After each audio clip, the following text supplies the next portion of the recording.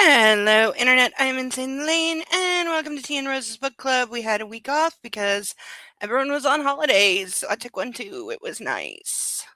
Of course, I've completely forgotten almost everything that happened in the book. We had a unexpected violent episode. Still cannot believe that came up out of nowhere. It was so intense out of a book that's been so mellow. It's very weird. So we now have multiple love triangles going on.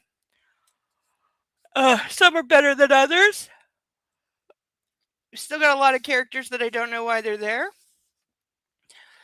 We have the mystery of the dead accountant. Still don't know if that was murder or not. We've got the knocked up wife that the guy doesn't want. The father still missing. Nobody's made an attempt to contact him. That's still weird. We've got the sister getting into a bad marriage.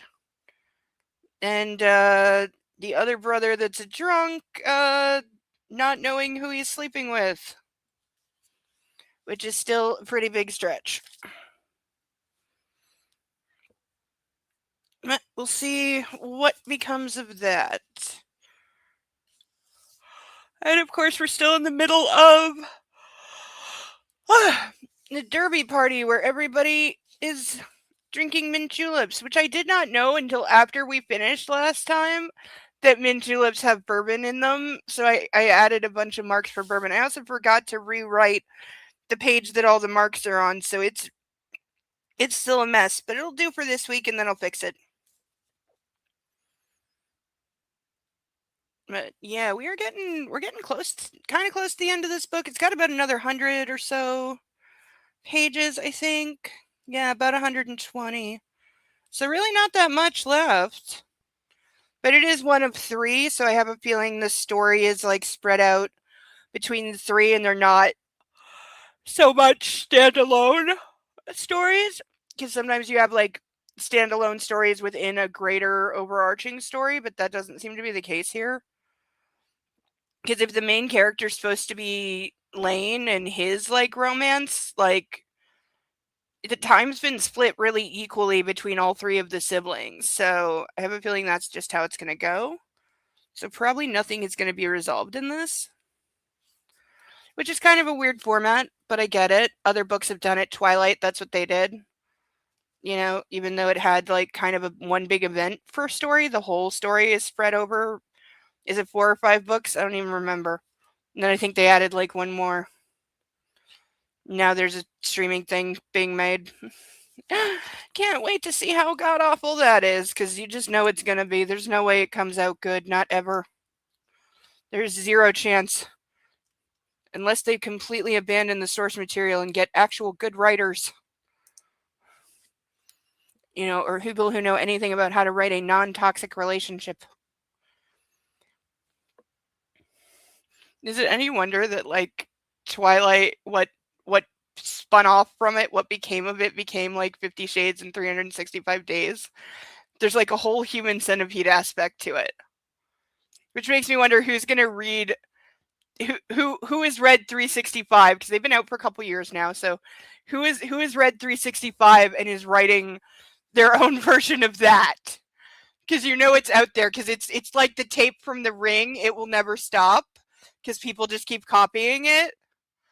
And so there's got to be somewhere there is or is about to be a book series that is started as fanfic of 365.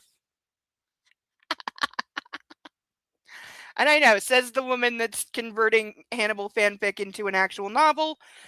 I've had big progress on that. I finished part 6 after a year. Longest it's ever taken me. By far, 6 months of that was spent on one scene, which I now think I have a handle on.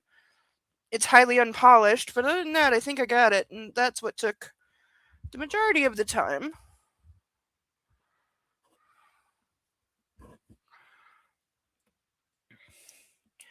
But for now, we shall move on, so all rise for our national anthem, please. And then we shall return to our regularly scheduled tale. If you're still struggling with consent, just imagine instead of initiating sex, you're making them a cup of tea. You say, "Hey, would you like a cup of tea?" And they go, "Oh my God, I would love a cup of tea, thank you." you know they want a cup of tea. If you say, hey, would you like a cup of tea? And they're like, I'm not really sure. Then you can make them a cup of tea, or not, but be aware that they might not drink it. And if they don't drink it, then, and this is the important bit, don't make them drink it. Just because you made it doesn't mean you're entitled to watch them drink it. And if they say, no thank you, then don't make them tea. At all. Just don't make them tea. Don't make them drink tea. Don't get annoyed at them for not wanting tea. They just don't want tea, okay? They might say, yes, please, that's kind of you. And then when the tea arrives, they actually don't want the tea at all. Sure, that's kind of annoying as you've gone to all the effort of making the tea, but they remain under no obligation to drink the tea. They did want tea, now they don't. Some people change their mind in the time it takes to boil the kettle, brew the tea, and add the milk. And it's okay for people to change their mind, and you are still not entitled to watch them drink it. And if they are unconscious, don't make them tea. Unconscious people don't want tea, and they can't answer the question, do you want tea? Because they're unconscious. Okay, maybe they were conscious when you asked them if they wanted tea, and they said yes, but in the time it took you to boil the kettle or brew the tea and add the milk, they are now unconscious. You should just put the tea down, make sure the unconscious person is safe, and this is the important part again, don't make them drink the tea. They said yes then, sure, but unconscious people don't want tea. If someone said yes to tea, started drinking it, and then passed out before they'd finished it, don't keep on pouring it down their throat. Take the tea away. Make sure they are safe, because unconscious people don't want tea. Trust me on this. If someone said yes to tea around your house last Saturday, that doesn't mean they want you to make them tea all the time. They don't want you to come around to their place unexpectedly and make them tea and force them to drink it, going, but you wanted tea last week, or to wake up to find you pouring tea down their throat, going, but you wanted tea last night. If you can understand how completely ludicrous it is to force people to have tea when they don't want tea, and you are able to understand when people don't want tea, then how hard is it to understand when it comes to sex? Whether it's tea or sex, consent is everything. And on that note, I'm going to make myself a cup of tea.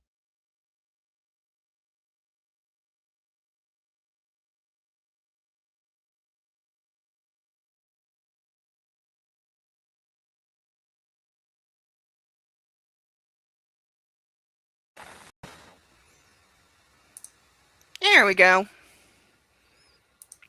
That did not want to work. Oh, it's still so bright out, even though it's so late. Ugh, I wish I'd noticed the curtains, but I didn't. Sorry. Well, we are back after taking a week off. I missed everyone. The ducks missed everyone. They got very loud and restless. So, oh, it's so unbearably hot. And it was nice for most of the day today.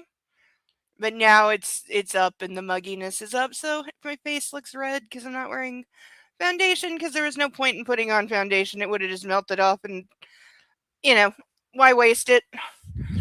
So, let's start by introducing our pantheon of ducks. They're very happy to be here. They did not like being cooped up in their bags for so long.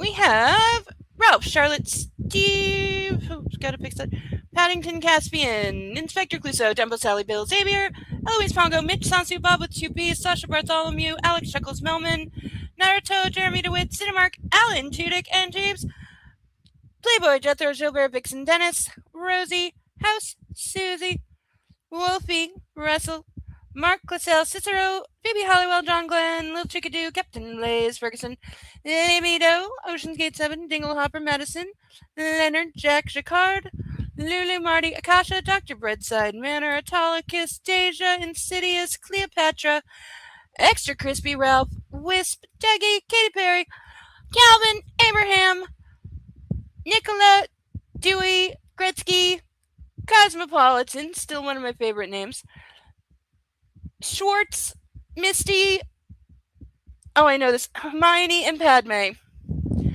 Ha! Didn't have to cheat. Ha!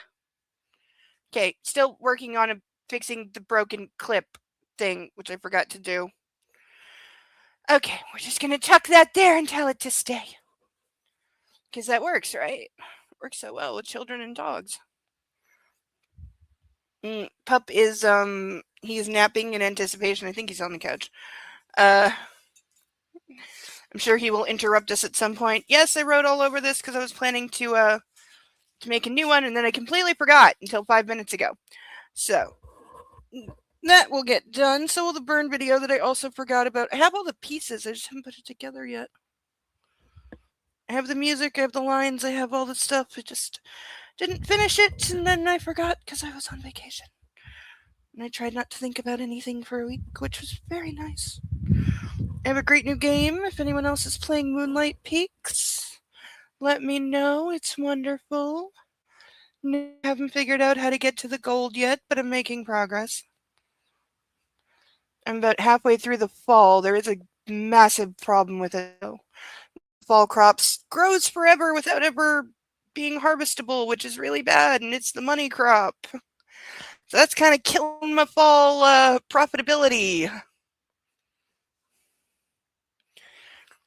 But I'm hoping they'll fix soon. They put out a hot fix for PC, but Switch has like a process where they won't patch anything until they clear it, and it takes like a week or two, which is ridiculous. So if you're playing on Switch, you're going to be waiting for those fixes for a while. They're also working on the lagginess and the load screen time, because the load screen time is huge. And it gets irritating because it's very small areas, so it has a lot of loading screens when you transition areas, which you have to do like at least a dozen times a day, so it's a lot. But for now, let's get on. Oh, wait, I forgot. If you would like to help a girl out and click the PayPal link, it's not a link. Copy paste, or is it a link? I don't remember. Copy paste the PayPal link, and our options to sponsor things are for $10. We have still these ducks that are still in their bag. These are the ones that have never been chosen, so they're not on our pantheon of ducks yet, but they're all waiting their turn. They're all unique and individual and very cool. There's some awesome ones in here.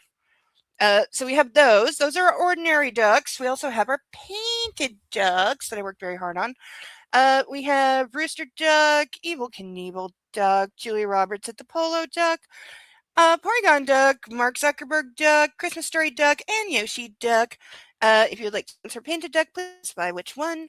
When you send PayPal, there's a space for notes. For 25, we have these very real handcuffs that have a key in the pouch and a key on a string within reach because we practice safety here. These are my personal favorite, but not so much when it's super, super hot, but still a good option. Or for $50, we have our Skittles drink mix. Yes, we still have these. Pretty sure these are indestructible even in this heat, so they'll keep forever. We have now tried all 4 flavors. The ranking goes orange, green apple, grape, and strawberry in terms of liking.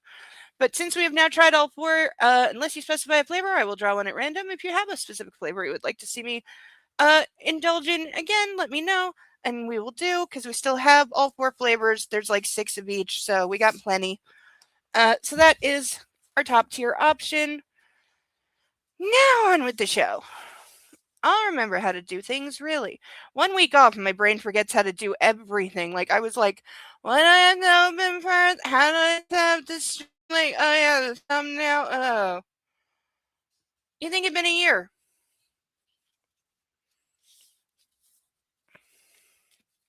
I'm gonna, yeah, we're gonna take this off because it's hot vellum is not a good thing. All right, much better. Chapter 20, chapter 33. I was gonna say 20. I'm not used to books with this many chapters. Oh, the consistency though is still so nice. That every chapter is roughly 10 pages is great. None of this bullshit of 3 pages, then 55 pages, then 2 pages, then 40. Oh, God. Like, if that isn't a sign of bad writing, I don't know what it is. That and when movies have too many curse words in them, this is largely why I don't like the movie. It's a good chunk of the reason I don't like the movie Seven. I know that movie gets such acclaim and people love it, and they look at me like I'm crazy when I say I despise that movie. But I think it's lazy. I think it's horribly, horribly lazy. It's poorly written, and I love David Fincher. Love him. Love so much of his stuff. Don't love that of his. Because again, I thought it was lazy. I thought Brad Pitt was obnoxious. And the fact that half the script is him saying the F word, that's I didn't have a good way to portray a good idea, because the premise is good. That's a good idea. You could have had some real fun with that, and they did. But the dialogue is terrible.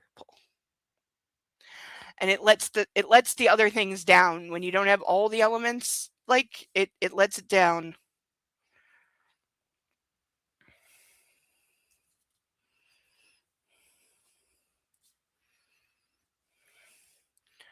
As Edward listened to Lane's report on the family finances and then the further news that their mother had been declared incompetent, and finally the details around the Hemlock suicide. Okay, do we know that? Because they keep going back and forth on this. They keep saying she did it herself, but then other people are calling it murder. Like, we don't know. Like, unless I missed something, there has not been a definitive declaration on that. He found himself curiously detached from the whole story. It wasn't that he didn't care. He'd always worried about his siblings, and that kind of regard didn't go away, even after all he'd been through. But the string of bad news seemed like explosions happening far off on the horizon. The flashing and distant roar of something that captured his attention but didn't affect him enough to get him up out of his chair, literally or figuratively. That's great. So I need your help, Lane concluded. Edward brought the bottle of gin to his mouth again. This time, however, he didn't drink. He lowered it back down. With what precisely? I need access to the BBC's financial files, the real ones that haven't been scrubbed for the board or the press. So how long has this company kept 2 sets of books? That's what that means. That means we have the official public accounting. Then we have the real accounting. Yeah, no, we don't know anything official because we have not gotten the results of an autopsy. There's not been an investigation. So yeah, no, I'm saying we don't know that yet. But did anyone else, who knows MASH? That episode where one of the episodes where Frank thinks he's dying and he's writing his will and he's telling his children that he's leaving them some kind of account or stocks or something. And he's like, these are recorded in my blue ledger, not the black one I show to the government. I'm like, yeah, that's what that sounds like.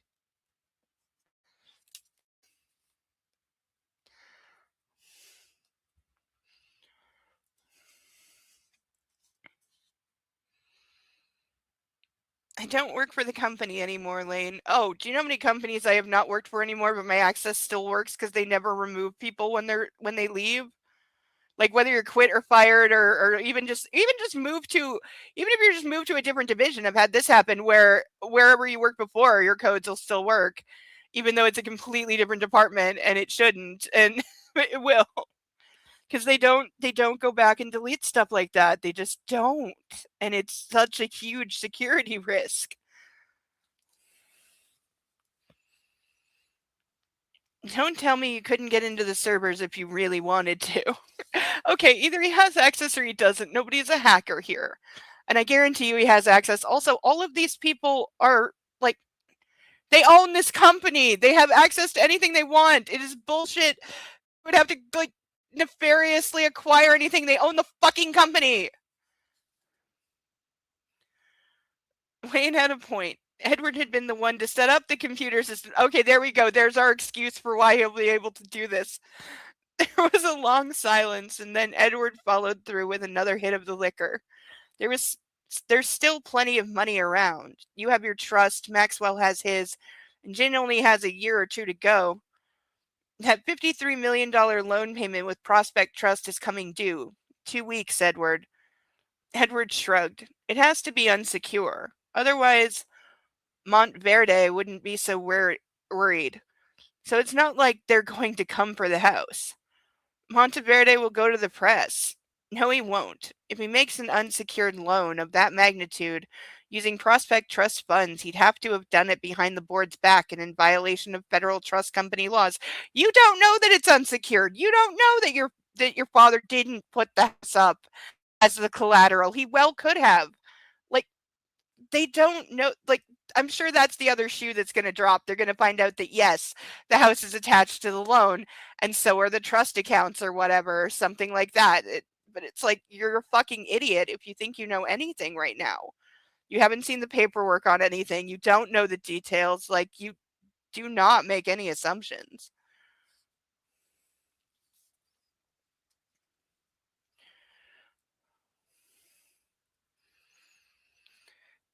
If it's not repaid on schedule, the only thing that will happen publicly is an announcement that Monteverde is taking early retirement to spend some time with his family. Yeah, that is the standard excuse. Though my favorite is still a politician once, I forget why he was actually resigning, but in his public announcement, he announced that he was resigning because his wife had twisted her ankle and needed him at home. It was like, it was fucking bullshit. That might have been one of the Republican, like, caught being gay sex scandals, because that's how a lot of them leave. Edward shook his head. I understand you're wanting to know more, but I'm not sure where you think you think that's going to get you. The debt's not yours to worry about. Well, I think it is. You live in Manhattan now. Why the sudden interest in the people who live at Easterly? They are they're our family, Edward. Like, dude, does it matter? Like, you have a problem. So, Lane frowned. I get that you don't feel like William Baldwin's son after the way he treated you all these years. How could you? But what about the house, the land, the business, mother? The Bradford Bourbon Company has $1 billion in yearly revenue. Yeah, this is what I'm saying. Like, companies and people like this don't just go broke. I don't care how much gambling goes on. Like, it's just, like, I'm sorry. If you want me to believe they're actually in financial peril, you have to do better. Even if you go net, not gross on that figure, whether the personal debt is 50 or even 100 million, that is not a catastrophic event considering how much stock the family owns. Bank will loan between 60 to 70% of value against an investment portfolio. You could finance the payback of that amount on your own right now. See, somebody who knows. But what if it isn't all that's been borrowed? And shouldn't father be held accountable? Yeah, can somebody at least try to call him? Please, because it's annoying the shit out of me that nobody has even tried to contact the father. They got confirmation that he left the estate and I think went to Cleveland, but nobody has tried to call or like even said like, oh, he's staying at this hotel or something. Like, come on. And again, I ask, what about mother? If I went down the rabbit hole of wanting some kind of justice against that sire of ours, I'd be flat out insane. Well, murder's always an option. And the last I heard, mother hasn't been out of her bed except to take a bath in 3 years. Whether she's at Easterly or in a nursing home, she won't notice the difference. As Lane let out a curse, Edward shook his head again. My advice is you follow my lead and distance yourself. I should go even further away, actually. At least you have New York. So his advice is just run away and let things implode. Like, ugh. How are these adults? But make no mistake, Lane, they will eat you alive, especially if you follow this avenging road you're on. He's just trying to figure out what's going on. As he fell silent, he felt a brief moment of surging fear. You're not going to win, Lane. There are things that have been done in the past against people who tried to come forward about certain issues. And some of them were done against family members. Okay, so we've got more like dark secrets. He should know. So is that like our notice that what he found out about the father's gambling and embezzlement and was going to out him, so daddy had him kidnapped and tortured in South America? Like, because I've been thinking his dad, I was thinking like the reason he was tortured is because his father didn't have the money to pay the ransom and was covering that up. But now it's like, did daddy arrange that to teach him a lesson or something?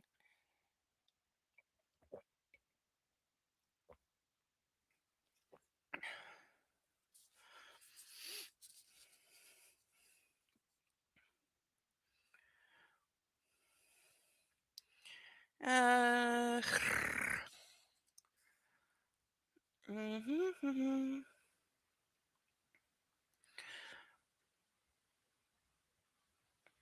Lane went over to the bay window, staring out as if the drapes were not closed. So you're saying it won't help me? I'm advising you that the path of least resistance is best for your mental health. Physical too. Let it go, Lane. Move past, move on. That which you cannot change must be accepted. He's taking the news that his family could be completely broke really, really well.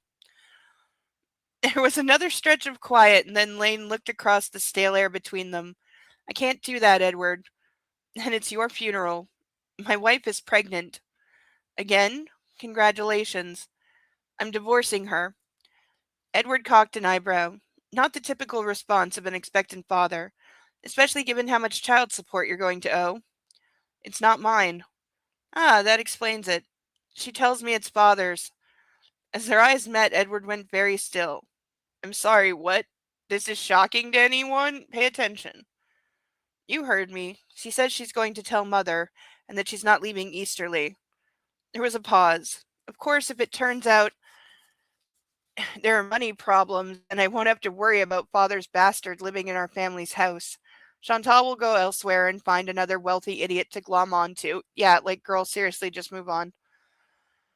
As an odd pain shot up Edward's forearm, he glanced at his hand. Interesting. It had somehow locked onto the beefeater bottle with such a strong grip that his knuckles were nearly breaking through his pale skin. Is she lying? He heard himself ask. If she'd named anyone other than father, I would say maybe. But no, I don't think she is. I don't think she's lying either. That was my first thought before she said it. As Samuel T. emerged from the wine cellar and strode off, oh yeah, we walked in on him, like, having bad sex. He found that ignoring the woman he just screwed was an issue of survival. Her voice was enough of an energy suck. If he actually focused on her words, he would probably slip into a coma. Why are they making this guy, who you know is going to end up with the sister, such a fucking misogynistic bastard? Like, I really hate him in a I don't want to see him redeemed level way. Da-da-da. And then we'll go to the club. Everyone's going to be there, and we can. Then again, the exhaustion he was battling probably wasn't her. It was more likely the result of putting down his weapons after a decades-long battle. What he was clear on was that he had to fuck someone in there, on that table. It was his way of wiping the slate clean, metaphorically burning the last memory he had of being inside Jin here in this house, ew, and the other sites he'd been with her at, whether they were at his farm or in hotels internationally or out in Vale or up in Michigan. Okay, so they had like a thing going for a while. It was not a one-time event. He was going to knock them off too, until he'd covered up every single recollection with another woman. Oh my goodness. Dude, like, oh, that's such a frat boy thing to do. And you know there are guys that definitely do that, because I've known guys that have, like, you know, their favorite spots. It's especially a teenage thing, because when you're a teenager you can't go home to do it because parents. So you tend to have a spot. But like, this is a grown up.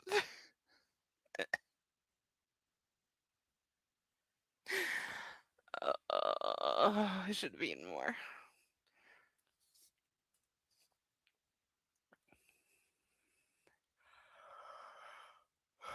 Oh my god, I just realized I forgot to send somebody a message. Oh my god, I'm an idiot. Ugh, I knew I was forgetting something. I always forget something. Like, what the fuck, girl?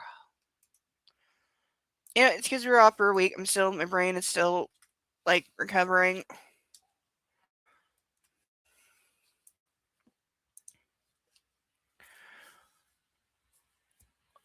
Ugh. At least I'm only a half hour late. Ugh.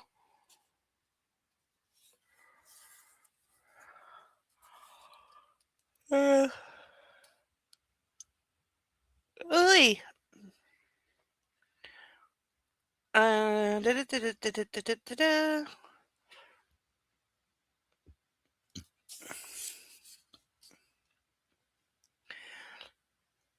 Memorial Day, because we could go out to my parents' estate in the Loire Valley, you know, get away.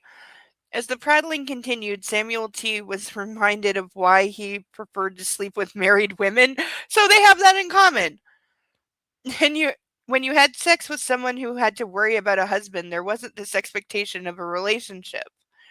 The stairs back up to the ground level couldn't arrive in enough of a hurry, and even though he was ready to take them two at a time so he could lose the chatterbox behind him, he was enough of a gentleman to stand aside at the bottom and indicate for her to go first. So they've walked like 10 feet. So he literally cannot stand to be away from this woman that he just randomly fucked.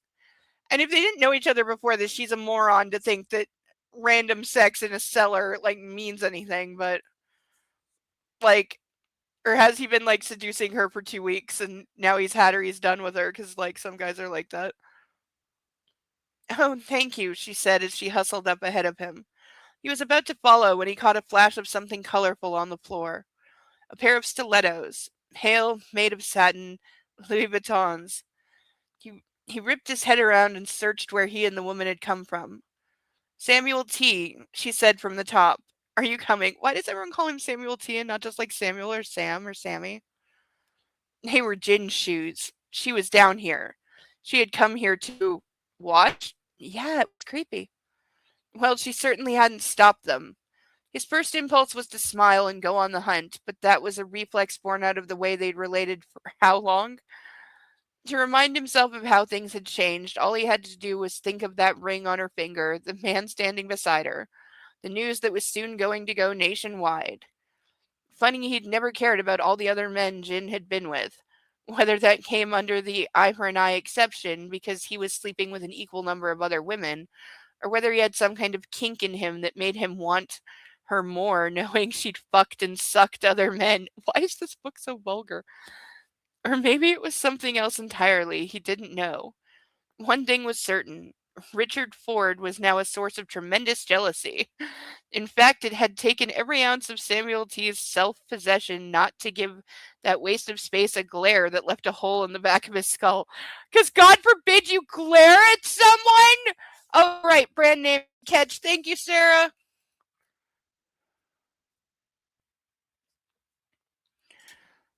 Yes, and I have to know. I There's a scene that I wrote that has a pair of Louis Vuittons in it. The stiletto ballet heels that I posted, like weeks and weeks and weeks ago. I am not changing that because it's mentioned in this book. Ugh, I gotta stop not doing things because they appear in terrible books.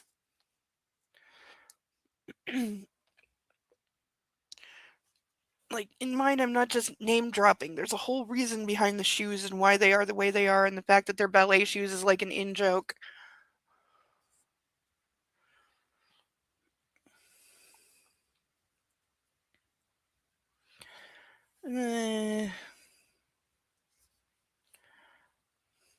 Samuel T., is there something wrong? He looked up the stairs. The light coming from behind the woman turned her into nothing but a shadow, reducing her to a faceless set of curves with no greater weight than an apparition. For some reason, he wanted to take Jin's shoes, but he left them behind as he let his assent answer the lady's question. Emerging on her level, he cleared his throat. I'll meet you there. Her smile dropped. I thought we would go to the track together. The track. Oh, right. It was Derby Day. I have a feeling Derby Day is going to last the rest of this book, by the way. I have some business to take care of. I'll see you there. Where are you going now? The question made him realize that he'd started off towards the kitchen, not the party. Like I said, business. Which box are you in? I'll find you, he called out. Promise? Girl, don't be so desperate. Walking away, he could feel her staring at him, and he was willing to bet that she was praying to Mary Sue, the patron saint of debutantes. Is that a real thing? And he turned her, that he'd turn around and come back over and escort and become the escort that she was hoping would emerge thanks to that subterranean fucking. Yeah, it doesn't work like that. I'm aware there are patron saint of things, but is there really a patron saint of debutantes? Because that does not seem like something the Catholic Church would do. But I know there's like over 400 saints. Well, I don't know. The number changes depending on the Pope. They've done like they've done removals at times because in the 60s they removed like 200 saints for being like unfounded or something. So I don't know what the current number is. But is there really, honest to God, a patron saint of debutantes, or is that like a joke that you get if you're in the South? Samuel T. did not look back, nor did he reconsider his exit, and he didn't pay any attention to the host of chefs in Miss Aurora's kitchen. Okay, rude to be walking through the kitchen. They busy, and it's dangerous. He wasn't actually aware of anything else until he stepped outside. Closing the mudroom's door behind him, he took another breather and leaned back against the hot, white painted panels. Another scorcher of a day, which was not a surprise.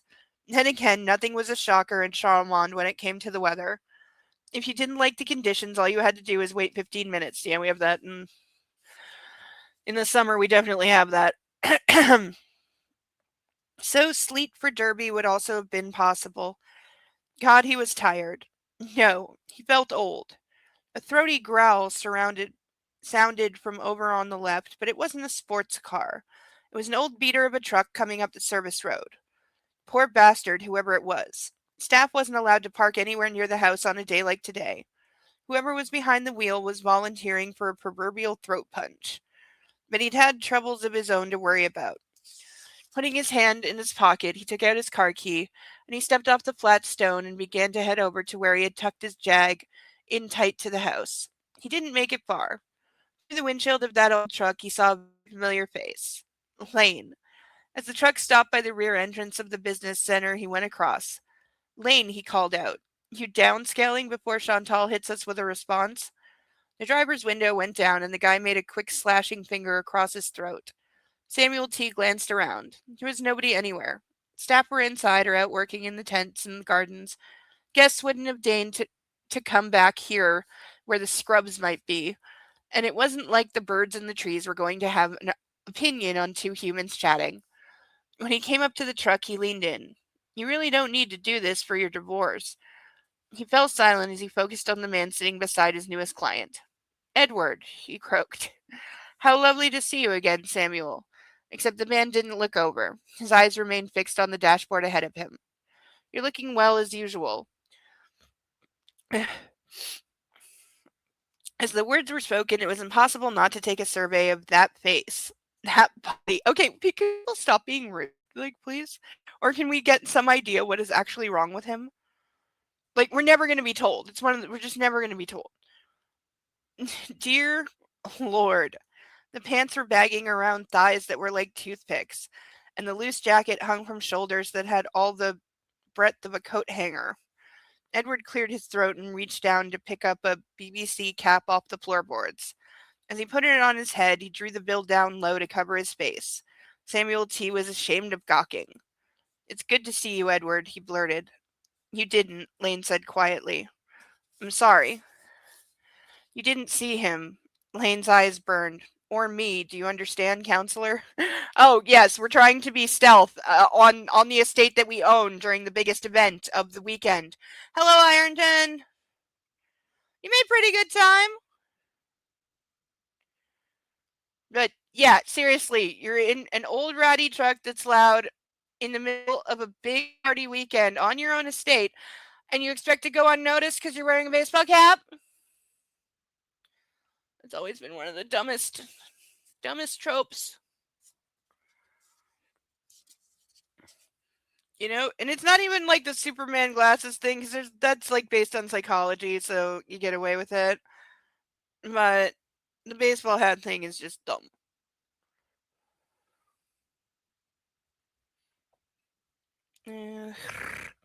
Samuel T. frowned. What the hell is going on? You don't want to know. That's actually true for a lawyer. Samuel T. glanced back and forth between the brothers. As a lawyer, he had been involved in a lot of gray areas, both in terms of avoiding them and getting into them with deliberation. He'd also learned over time that some information was not worth knowing. Understood, he said with an incline of the head. Thank you. Before he stepped away, he forced a smile on his face. Congratulations on the new addition to your family, by the way. Lynn recoiled. I beg your pardon. I'm quite sure he wouldn't have chosen Richard Ford as brother-in-law, but one must adjust when love is in the air. Oh, yeah, because she didn't tell them that she was going to do that. Samuel T. rolled his. What the hell are you talking about? Samuel T. rolled his eyes, thinking that just like Jin. You mean you don't know? Your sister's engaged to Richard Ford. Have a good derby, gentlemen. Perhaps I'll see you both, but of course not both of them. If either of you need me, he amended, you know exactly where to find me. Which would be anywhere their sister was not, he thought as he walked off towards his jag. Okay, why is Edward being treated like a leper? Like, if he was choosing to stay away, that's the end of the chapter. Um, yeah, old beat up truck equals help. Help is always invisible, allegedly. You do have a point there. You did say this was like the staff entrance kind of area. So you do have a point there. There is no officially recognized Catholic patron saint specifically for debutantes. However, two saints are held as highly relevant: Saint Elizabeth Ann Seton and Saint Agnes. I've heard of Saint Agnes because I've been to a few Catholic schools and she is one of the ones they mention. Okay, now later on I'm gonna have to look up what they are patron saints of specifically. Uh, but yeah, I didn't think like I think Mary Sue is I don't know if it's a like the thing is calling someone a Mary Sue if you're gay means a certain thing. It basically means like you're and then it has a meaning in movies as well. Okay, I was going like what the fuck is the red dot and it's my it's the dot on my button that is showing through my dress. Okay, thought I had paint on my dress and I was gonna freak out because it doesn't come off this fabric. It's the light. But like calling also in movie terms a Mary Sue is like the newest Star Wars movies, the post-quel whatever the fuck the sequel trilogy, the ones that suck.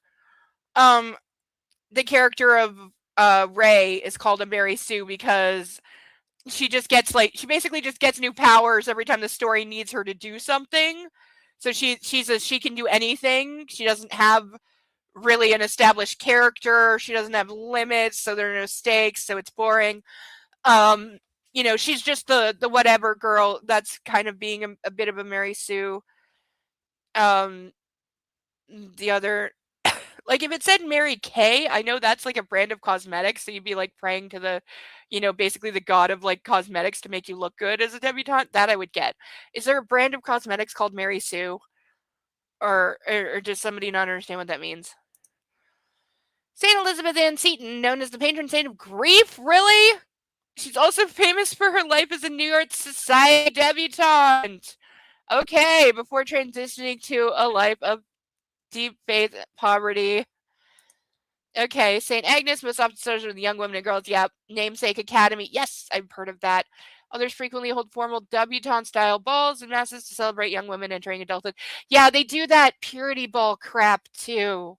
Those are fucking trippy. If you've never been to one, they are a trip and a half. They're weird. They're just weird. They're kind of creepy. And yeah, they're very I don't like that's where religion goes too far. But the first one though, the fact that she was a debutante, yeah. I could see her definitely. Definitely, definitely. I don't know, maybe she was afraid to put like a real actual saint because like the Catholic Church is known to bitch. Ah! Thing falling. Oh no, one of the legs came off. Oh, come on. Oh, Tetris skills, don't fail me now. Okay, if I let go, this is gonna fall over. Oh, come on. Oh, it would help if I noticed that the thing is turned over. Okay, please do not fall over for 1 second. Okay, I have to fix this. Because if it falls, it's going to destroy the ducks.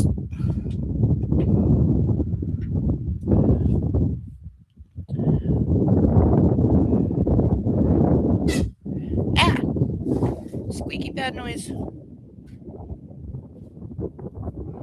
Okay. I think that will do for now. Oh, it's way too hot.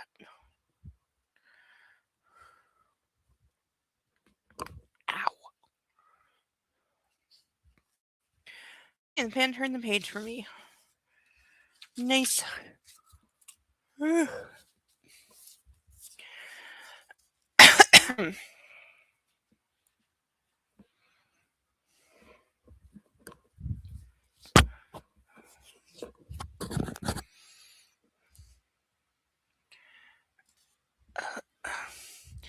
Okay, chapter 34.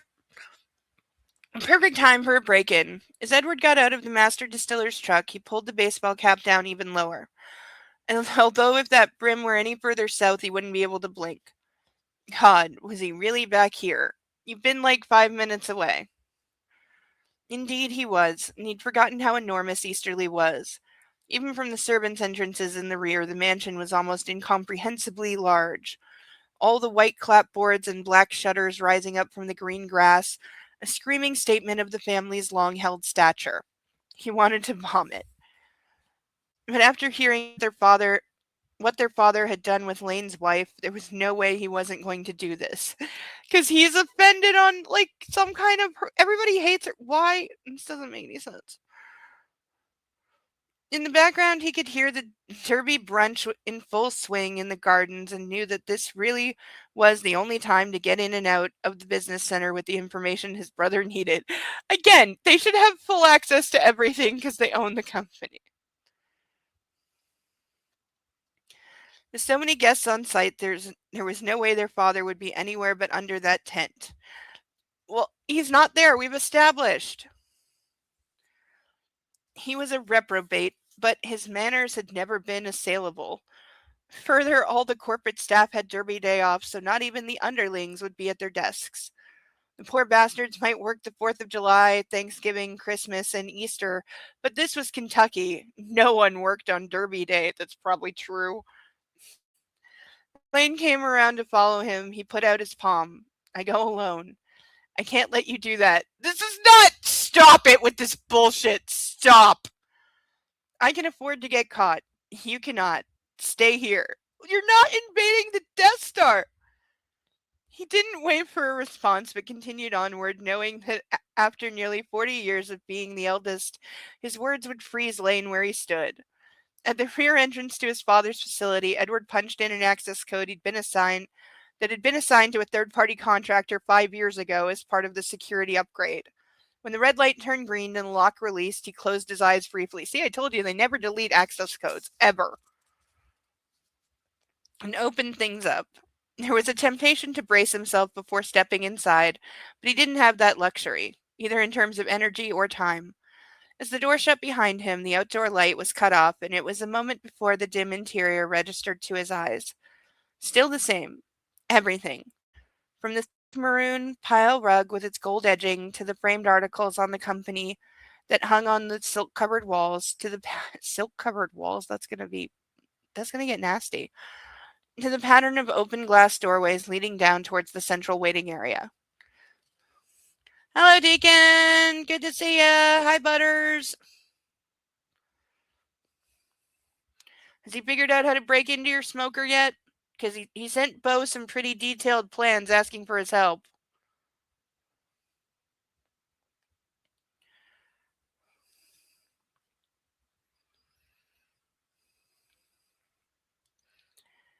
No alarm went off as he proceeded deeper into the facility. Oh no. Strange that he just assumed because he was different, this place in which he'd spent so many hours would have changed as well. No alarm went off as he proceeded deeper into the facility because of the code he'd used.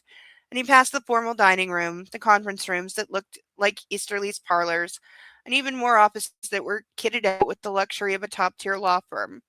As always, the drapes on all the windows were pulled to ensure total privacy, and nothing was left out on any desks, everything locked up tight. The waiting area was a circular space, the center of which was demarcated with the family crest. I hate when they cut big words in half. Pick a different word. Demarcated with the family crest in the carpet. Okay, that's really flexing your wealth when you have your family crest on the fucking carpet. Prominently placed off to the side and bracketed by an American flag, a Kentucky Commonwealth flag, and a pair of Bradford Bourbon Company banners. and the desk of the receiving secretary was as regal as a crown. Okay, so statement place. Silk wallpaper, yeah. I've seen, but it just always struck me as like kind of icky. You've been following Akasha's bloodline all day for fun. Oh, I don't see. I remember. See, the thing is, I deliberately didn't watch the Vampire Lestat when it started, even though before moving on to Hannibal, Lestat was my big crush. The only sex dream I ever had was about the Vampire Lestat in the movie Queen of the Damned, the Stuart Townsend one. And so that's what's always been in my head. And so I didn't like the show because of A, the casting. Like, I have nothing against them race swapping characters because who cares? But the guy they cast as Lestat just did not fucking look like Lestat is fucking like portrayed to be. And then I heard it was like it's super like in your face with the wokeness, and I hate that. And that it's just loud and obnoxious and flashy.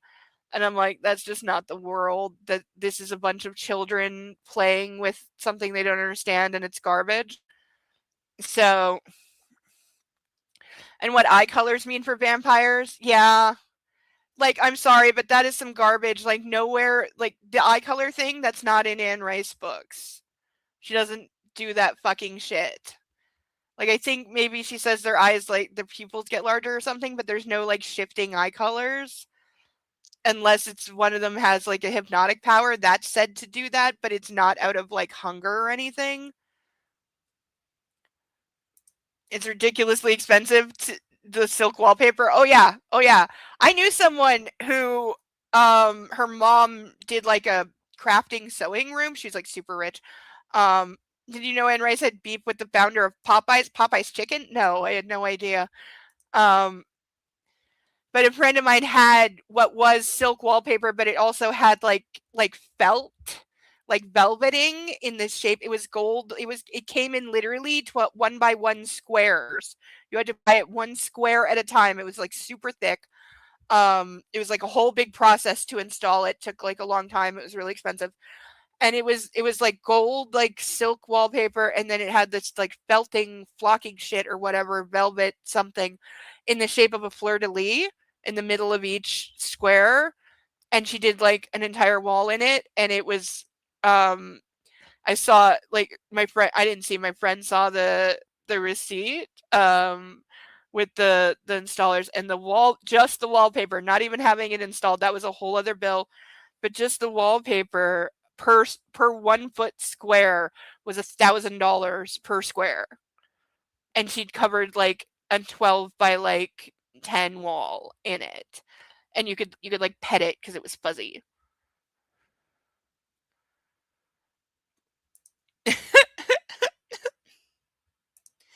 It was just insane. And we were both thinking like that's gonna like get dirty, and how do you clean it? Do you vacuum the wall? Do you steam clean it? What? Because like literally it wasn't like a little like fuzzy, it was like this much. It was quite a lot. I mean, it looked cool. It was definitely a statement wall, but it was like kind of design may have gone too far here.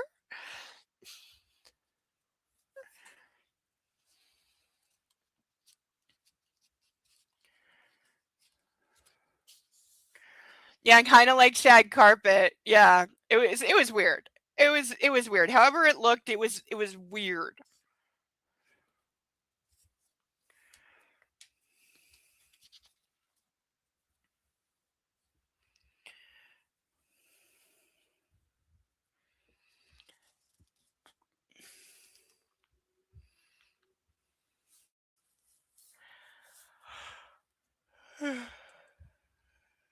Ugh.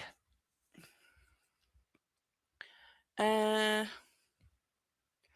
and yet that wasn't even close to the seat of power. Beyond all that show, there was a glassed-in office where the executive assistant occupied space. And finally, behind that bulldog's desk was a door marked yet again with the family crest shimmering in gold. Ugh. His father's office. Edward glanced over to the line of French doors that opened up into the garden. Thanks to the combination of heavy drapes and triple paned glass, there was not even a peep heard of the 600 or 700 people out there, and there was absolutely no chance of any guests wandering in here. Edward shuffled forward to the glass office and entered the same code. When the lock released, he pushed his way in and went around to sit at the computer.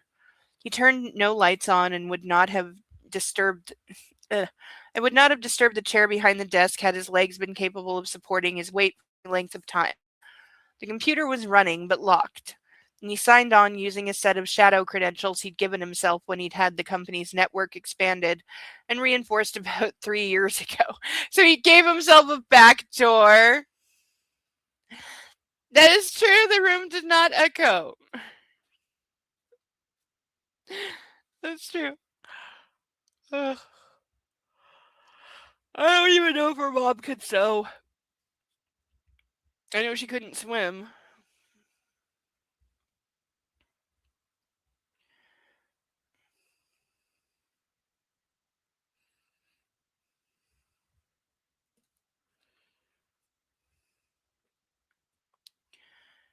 Hin like Flynn, as they said. But now what? On the trip to Easterly, he'd wondered whether his brain would come back online for any of this, and he'd worried that the painkillers or the trauma had damaged his gray matter in a way that was not material when all one did was drink and sleep up stables, but rather dispositive when one attempted to function on a higher level. Yeah, I would be more worried about the drinking. Deacon, embrace the bad studio ideas. Studios are boring. If you make it a little flashy, it'll be better.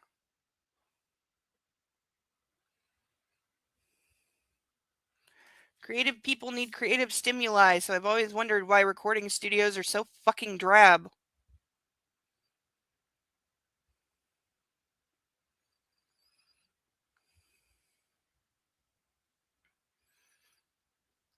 That was not the case.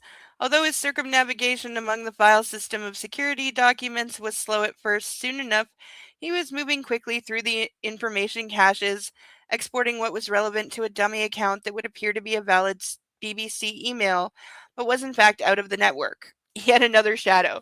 So thankfully, he thought to set up a backdoor back email untraceable that could get in to the company's apparently very secure and classified financial records that he can email outside their network without setting off any security that he supposedly was installing while he did this. Uh-huh.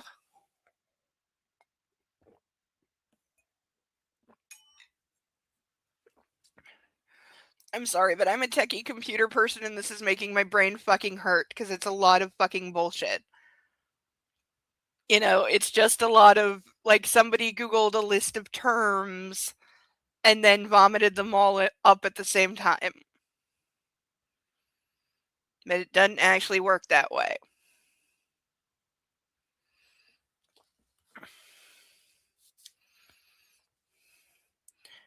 And what was best about it all, if anyone looked into the activity, they would trace the destination to the name of his father's bulldog executive assistant. So he's also setting someone else up? Like, you're kind of a dick. In spite of the fact that she herself knew nothing about the account.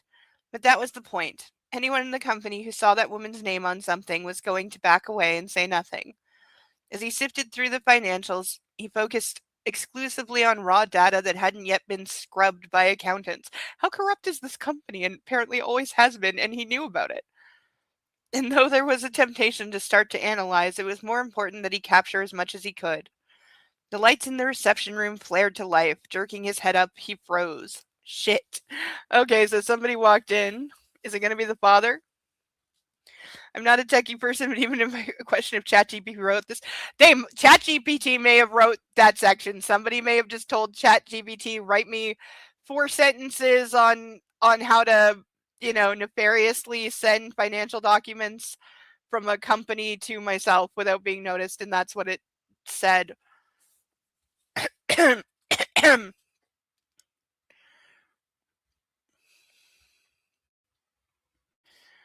Lizzie's phone went off just as the first of the guests started to take their leave, and she nearly ignored the vibration, especially as 2 of the waiters came up to her with a series of demands from a table of 20-year-olds who were underage and utterly drunk. Yeah, no shit. No, she said as she took her cell out of her back pocket and accepted the call without looking. They've been cut off for a reason. By their parents. Yeah, their parents who let them fucking get into this state. So, sorry, parents, you're losing points as well. If that bunch of entitled assets has a problem with the service refusal, tell them to talk to mommy and daddy. Yeah, right. They're pretty girls. They'll just walk up to a guy and say, hey, grab me a drink. She put the phone up to her ear. Yes, it's me. Lizzie closed her eyes in relief. Oh my god, Lane, here. Let me find somewhere quiet. Yet not happening. I'm around back by the garages. Can you come out for a minute? Is he calling her for a booty call? I bet he is.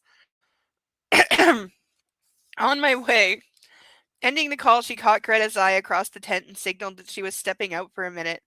After the woman nodded, Lizzie hightailed it down from the periphery of the party, jogging behind the buffet tables where the uniformed servers cut slices off perfectly roasted wedges of locally raised Angus beef.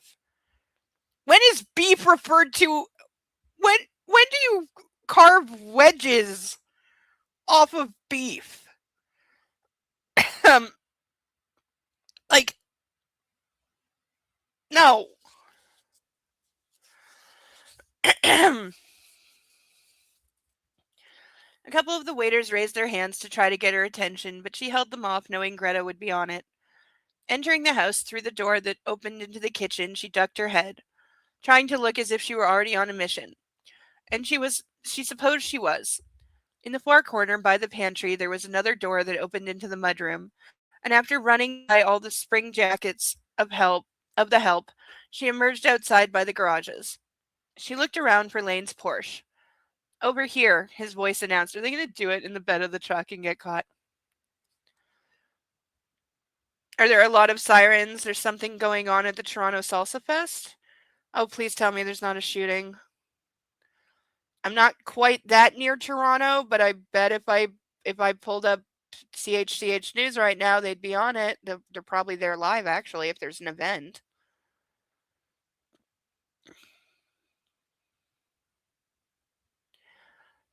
I'm surprised the Toronto Salsa Fest is going this late. Oh, they're probably, I bet it's summer. They probably have a permit till like 10.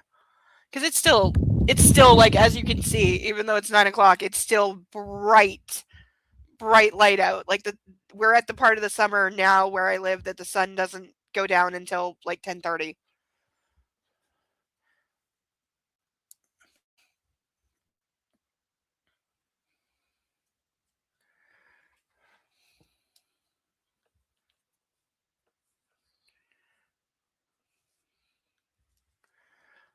And it won't tell you what's happening. Is it a shooting for real?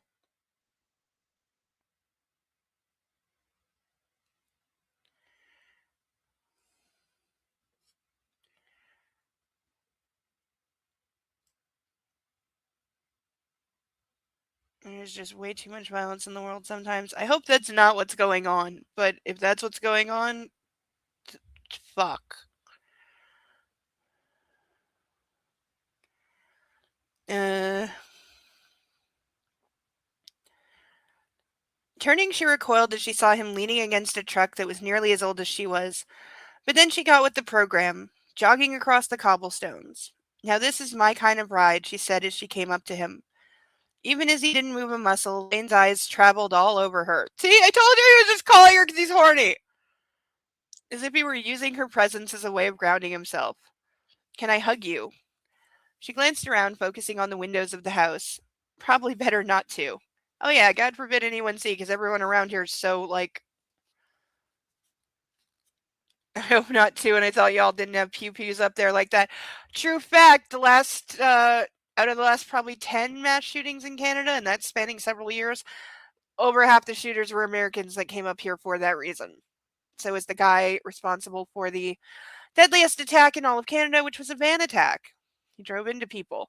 And the night that happened, when I saw it, I had to emergency call someone to verify that they were alive because I recognized immediately where it was. And a friend of mine had sent me a picture 45 minutes before that van attack of her and her three sisters sitting at a table that was hit because the video went out immediately. Sees 3 injured motherfucker. Do they have is the shooter been arrested? Do they have the shooter? That's by the way, for those not Canadian, that is a very high both fatality and injury count, even for a shooting here. That is a really high number. I know that's going to sound ridiculous to some people watching, but for us, that's a really high event. Like this ranks probably top 5.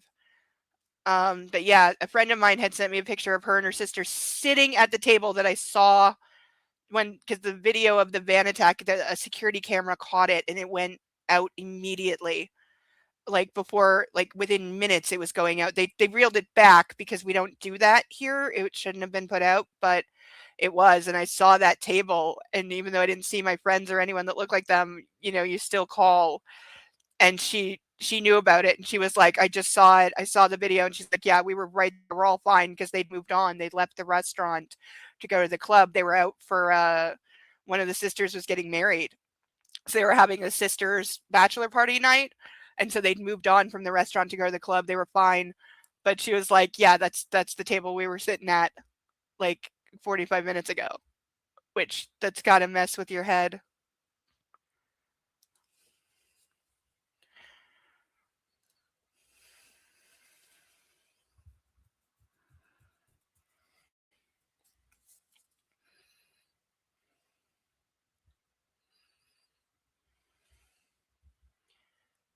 Mm,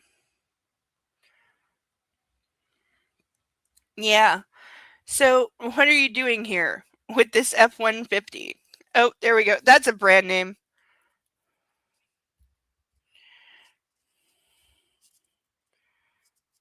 Okay, pen. Okay, the family is dying, and I found another pen, but that's okay. The paper's already ruined. We're already gonna fix it, so it's good. Just needs to work a little longer, pen. Just one more night. Then I will worry about. I think the heat actually popped the pen because it's got ink inside, like bubbled up. So I think the heat has fried my pen.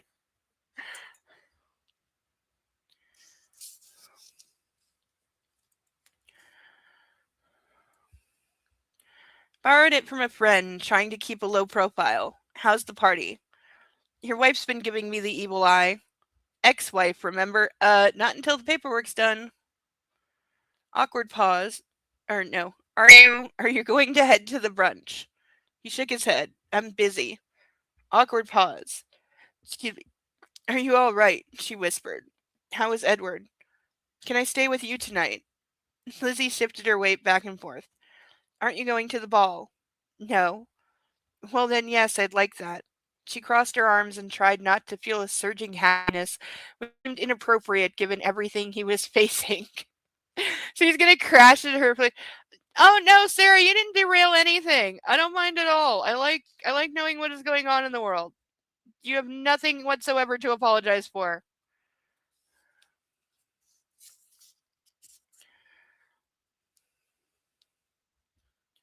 Especially when it's something in my own backyard.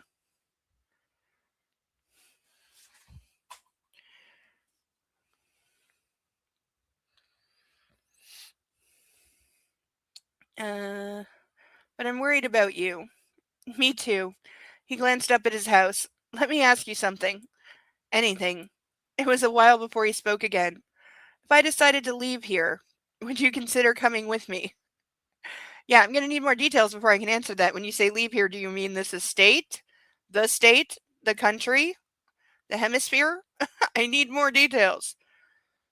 Lizzie thought about joking it out, referencing Robinson Crusoe or maybe the Carnival Cruise Lines.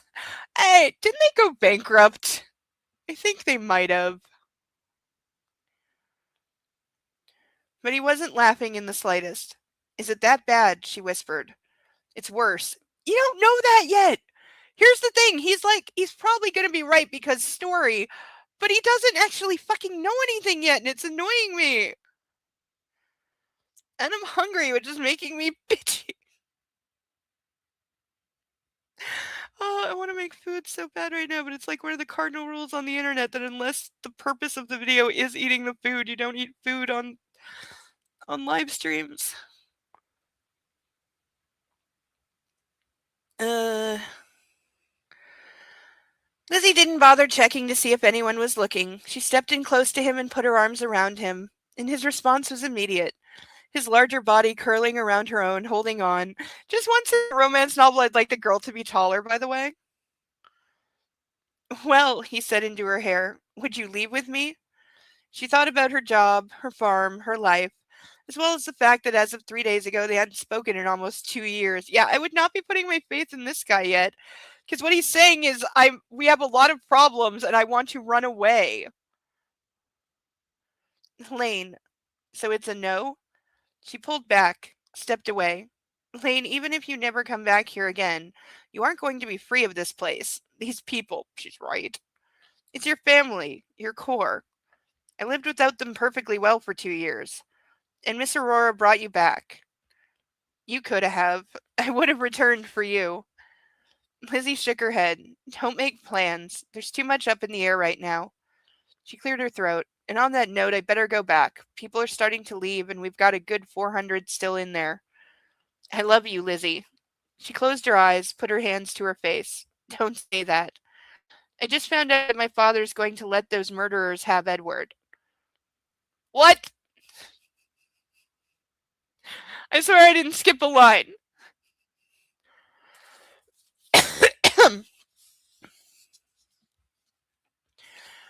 What? She dropped her arms. What are you talking about?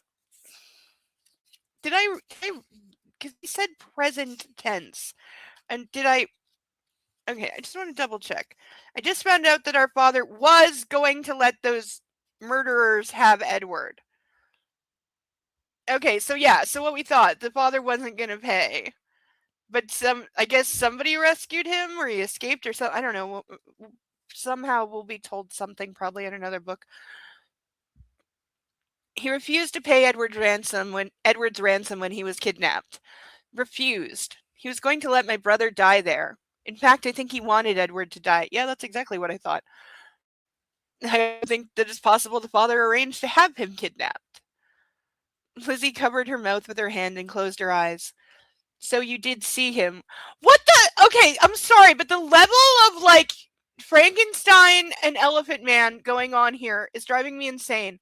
Because this is not set in 1820. If it was, I would shut the fuck up, but it's not.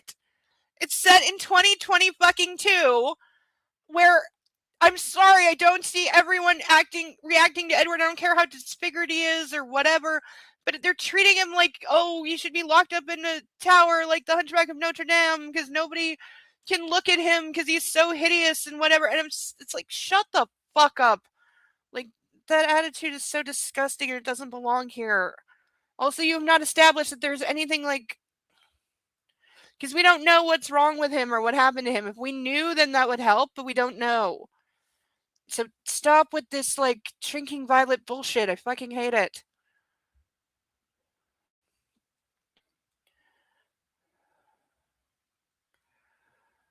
And, like, or if he was, like, walking around everywhere with, like, a hoodie zoot suit combination, like, covering his face or hiding himself or something because he didn't want to be seen, then I could get it because if it was, like, out of a sympathy thing or a respect thing, but it's not.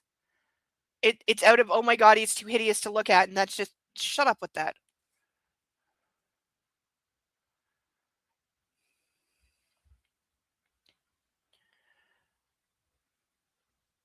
Yeah, how is he?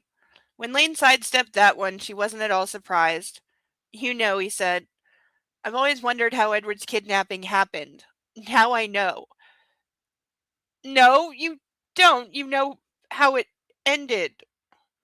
But why would anyone do that to their son? Because it's an efficient way to murder a business rival and not have to worry about going to jail for it.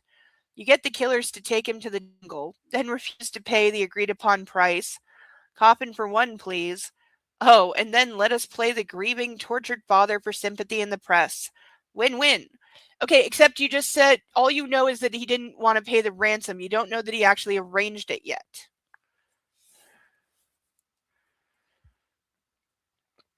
Lane, oh my god. So when I ask you about going away, it's not just some romantic fantasy. Yes, it is. He shook his head slowly. I'm wondering if my brother wasn't on to my father. So the great William Baldwin tried to get rid of him. Yep, that's exactly what we said. Jesus, she thought, if this was true, the Bradfords truly did take dysfunctional to whole new levels.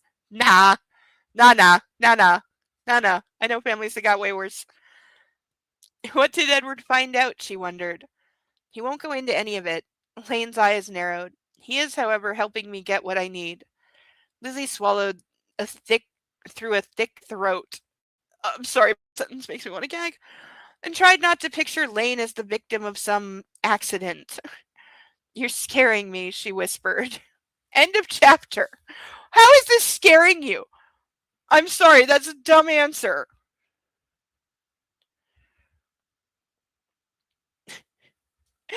And how are we viewing him as the victim of an accident? Like, his family's fucked up and his father is probably a psychopath and possibly a murderer. But, like, I'm still, like, I guarantee you, the end of the book is somebody is gonna finally, here's what's gonna happen. Somebody is finally gonna try to contact their father. Somebody's gonna get on a plane and go to where they said he was. They're going to track him to some hotel room and they're going to walk in and he's going to be dead and that's how the book's going to end. Because that's the only explanation I can give for why we are ignoring the existence of the father and nobody is trying to get in touch with him. No authorities have been called. I can kind of understand you want to keep the authorities out of it, especially when it's financial crimes, because you don't know like how bad it is yet or who else might be implicated. And so there's a lot of like, call your lawyer first and make sure your ass is covered. I get that. If that's what they were doing, which they're not at all. But, you know,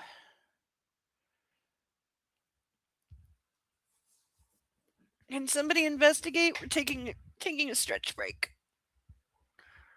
Oh.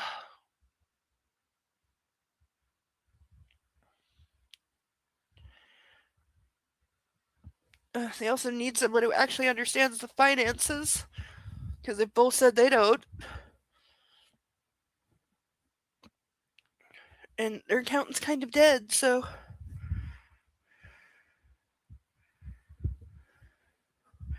There's that little problem.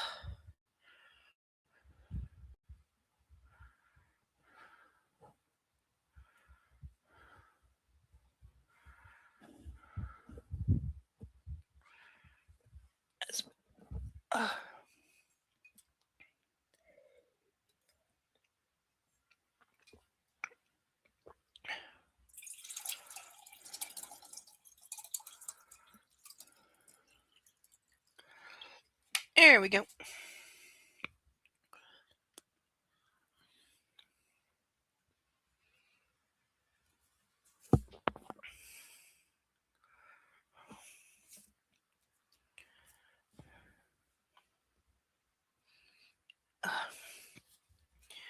You know, it's like really muggy and your clothes are like sticking and just nothing wants to fit.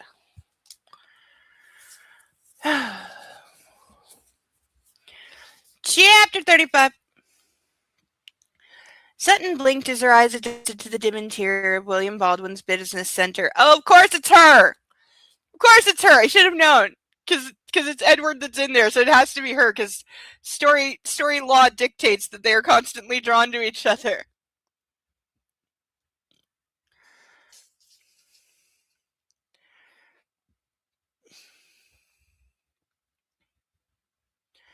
I'm surprised you're so cavalier about this. William shut them in together and turned off the lights. We're competitors, but that doesn't mean we can't be seen together. Wait, are we saying the father is there? Has he suddenly returned? Oh, night, Ironton. Sleep well.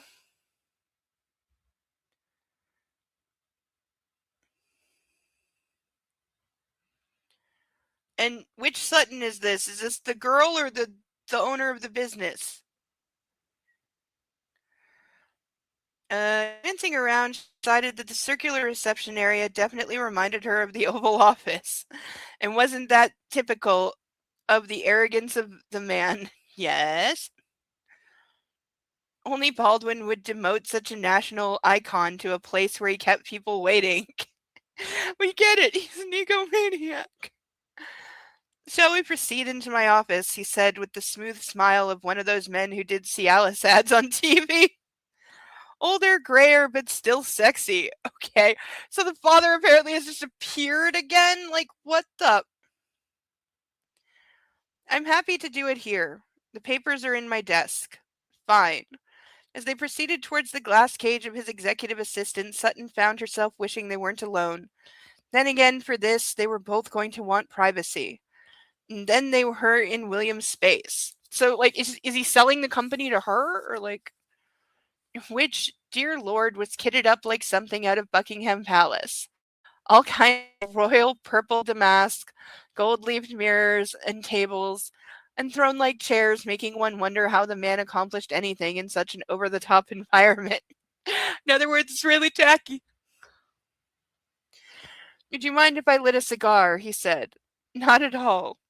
She glanced back and found that he left the door open, which might have made things a little less creepy had there actually been anyone else around. "So, where are the papers?"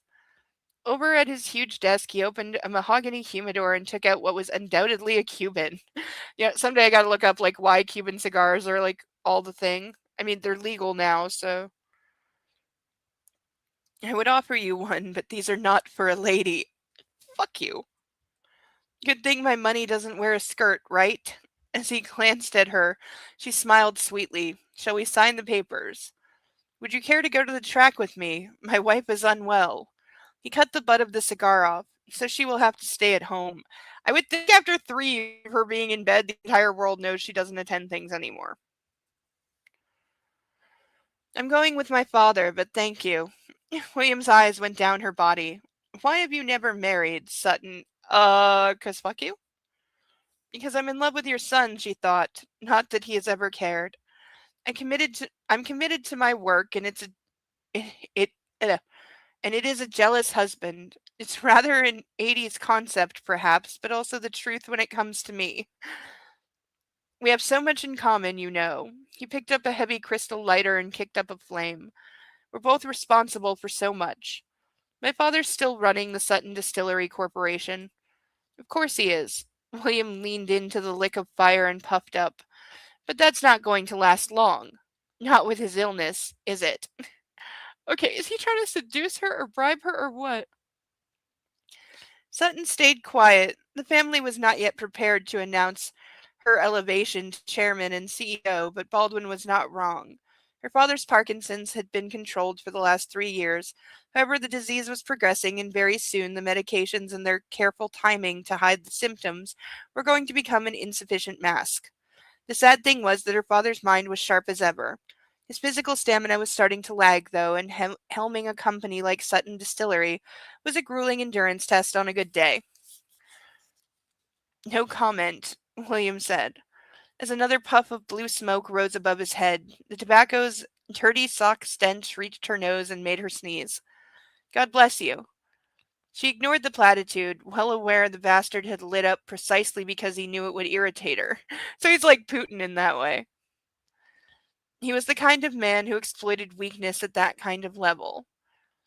William, if the papers are here, I'll sign them now. If not, call my office when they're ready. Good girl. That is how you handle somebody like this. The man bent at the waist and opened the long, thin drawer in the middle of the desk. Here. With a toss, the sheaf skated across the blotter, and the fact that it had stopped by a framed picture of little V.E., his wife, seemed apt. That's. What the hell? I believe you will find everything in order. Sutton picked up the packet, reviewing page one, and went on to the next, and the third, and the. Her head jerked up. I know that's not your hand on my waist. Oh! See, now I'm looking for a letter opener to stab him with. William's voice was close to her ear. Sutton, you and I have so much in common. Okay, fucking get away from me, you creep. Like, does this guy just mac on any woman? Like, why are all the guys. Where are all the men except for the two brothers and one of them is sus? Why is every other guy a rapist? Why? Why is my ear popping? Cause ow.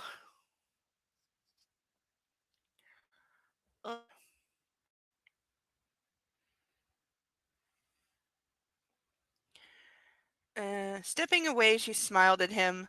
Yes, you're the exact age of my father. But I'm not in his kind of shape, am I? Ew!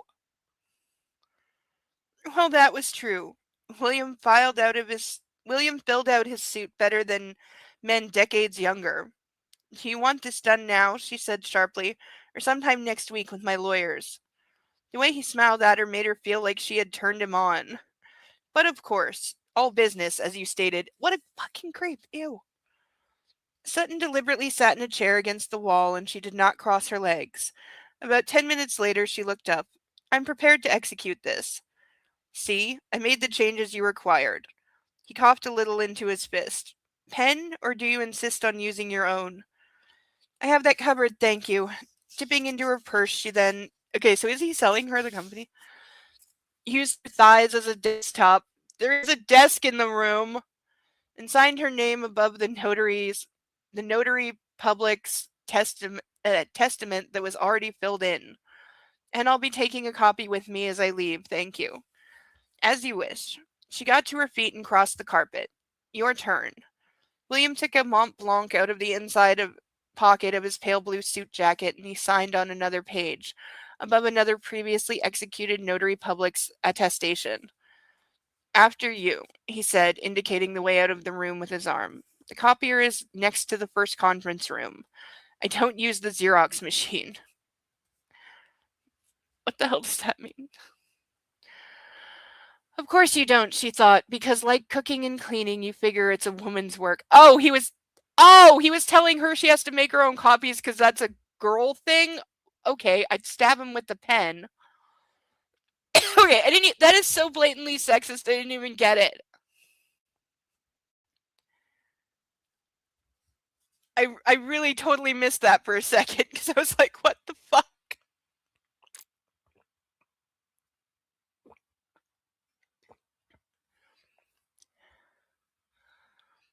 Oh, yeah.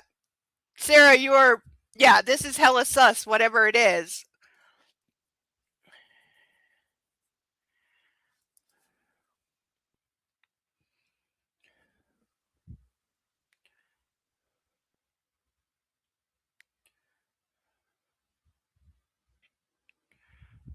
Oh.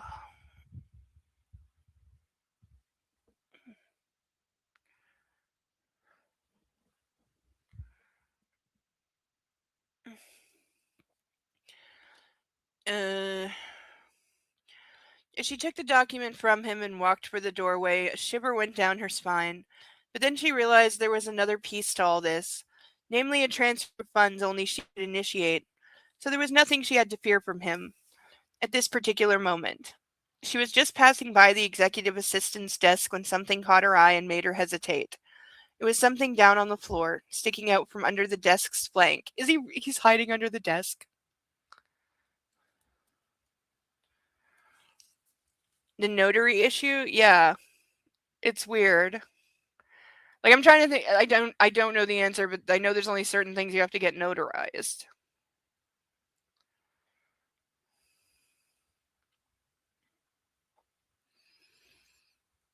It was a piece of cloth. No, it was a collar. To a coat sleeve. Something wrong? William asked. Sutton glanced over her shoulder, her heart pounding.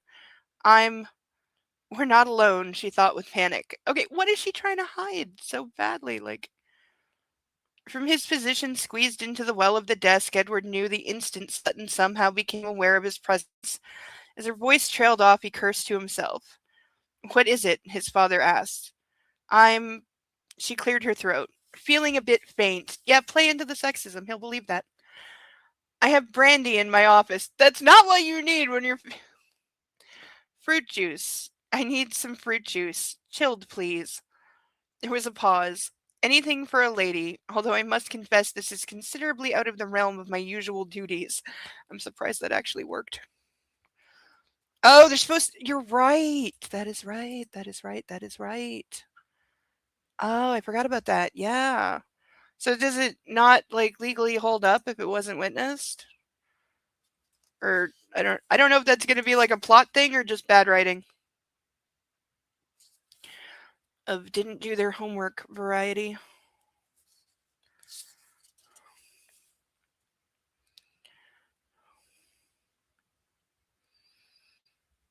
Uh, I'll stay here and take a seat. As his father came by and then walked off, Edward heard coughing that gradually grew softer, and then he got a boatload of Sutton's voice, hushed but strong as steel. My concealed weapon is pointed at you, and I'm prepared to pull the trigger. Show me your face now. Seriously, she's pulling a gun and prepared to shoot someone over whatever this is. Because keep in mind, this is not her place we're in. We're in William's place, so if she thought like somebody was breaking in, telling him would have been the thing to do. But no, she's willing to aim a gun at someone to hide whatever she's doing.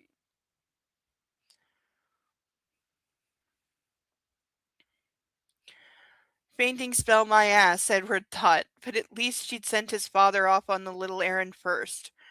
Edward grunted as he leaned out from his hiding space. Sutton gasped and covered her mouth with the hand that was not on her gun. If I'd known our paths would cross again, Edward said smoothly, I would have brought you your purse. What are you doing here? She hissed as she put her palm-sized gun back into her pastel pink derby suit. She's just putting it in her pocket. Yep, totally. What are you? What did you just sign? She looked up. He's going to come back any moment. The question, of course, is what are you going to do about that? What's wrong with you? Instantly she snapped to, shooting him with her hand. Shooing him with her hand. Okay, it was like, wait, she shot him? No, shooing. And just as he retucked himself, Sutton said, Oh, thank you, William. That's just what I need. Wincing as his bad leg spasmed, Edward prayed that she kept protecting him. Also wished he'd greeted her with something other than a reminder that they'd had sex the night before for the first time. Although only because he'd assumed she was a prostitute that he'd bought and paid for the sole reason that he needed a woman who looked like her or he couldn't get it up. That's like creepy. That is so creepy. If you are so obsessed with someone that you can't get it up unless it's a copy of them, that's creepy. Like that's not the same as like having a type. That's not the same as just saying like I like tall brunettes. That's not what that is. This is one very specific person that he's been obsessed with for years. Why are guys always stalkers?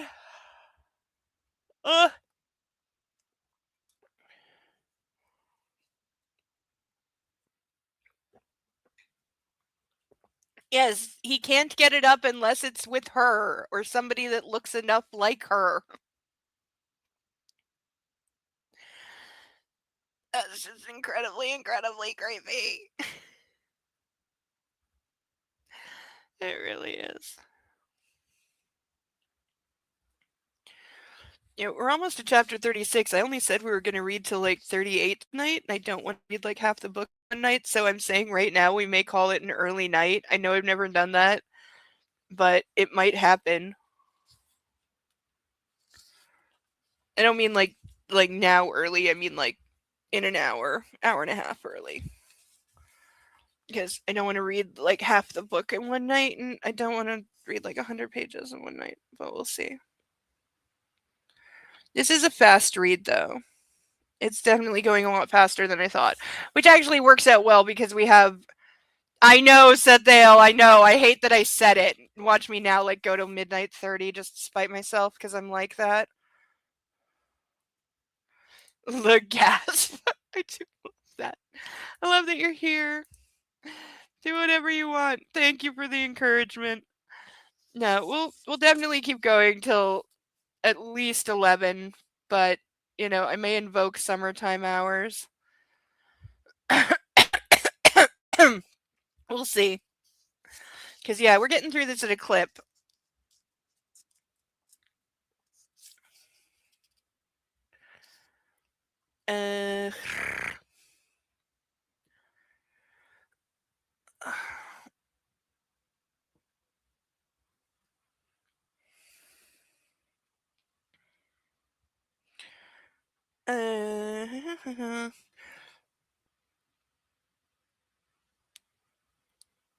No, orange is best. There was a pop as if a cap had been opened. Good. Her father coughed again. Better? Rolls for summertime hours. Much. Let's go to the copy machine together, shall we? She said, just in case I need help. Yep, yep, play into the stereotype, it will serve you well. My pleasure, William drawled. You know, Sutton said more dimly, as she led the way out of the office, you shouldn't smoke. That stuff will kill you. Edward closed his eyes. Oh, the lights, Sutton murmured. Here, allow me. Once we get the copies, we should return to the party. So eager to enjoy better bourbon than you produce? Douchebag. As the pair of them went off together, Edward listened to the prattle of their talk and prayed for his father's sake that the man kept his hands off Sutton. Watching that little show by the desk had required a kind of discipline he had not been connected to for quite a while. What exactly are you planning to do about it, guy who can barely stand? What the hell kind of business deal were the pair of them executing? Yeah, that's what I'd be worried about. God, he never thought he'd think like this, but he hoped Sutton wasn't making any investment in the BBC or trying to acquire it. She could well be pouring good money into a black hole. You just said the business makes $1 billion a year. You can't have it both ways. Ugh. Ugh. Oh, obligatory second reminder that we have ducks, handcuffs, and Skittles drink mix available if you would like to help a girl keep the lights on. PayPal link top of the chat. You know what to do. And we still have quite a few painted ducks. I do love the Julia Roberts one because I think it looks really cute. Also, that's like one of my favorite scenes in that. Because I love that he's wearing the tie that she was wearing when she was naked the night before. It's really cute, and I forgot I'm wearing makeup, and I just rubbed half of it off, because duh. Okay, I don't look like I have black eye at all.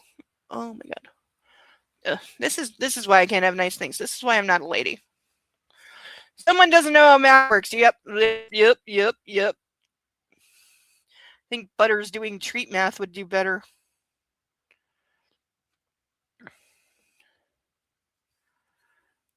Because, yes, even before he started to get into those most recent files, Edward had suspected what his father was doing. Yeah, so he knew about it. He had never understood the why of it, but he did know where to look and exactly what he was going to find. Okay, so you knew, and then your father had you kidnapped and tortured, and you didn't tell anyone, even when you got home, that he was bankrupting the company and committing financial crimes. And you did nothing to put a stop to it.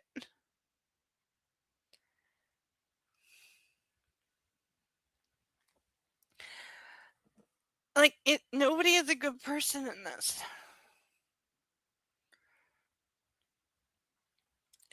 Moments later, he heard Sutton say, well, I think this benefits us both.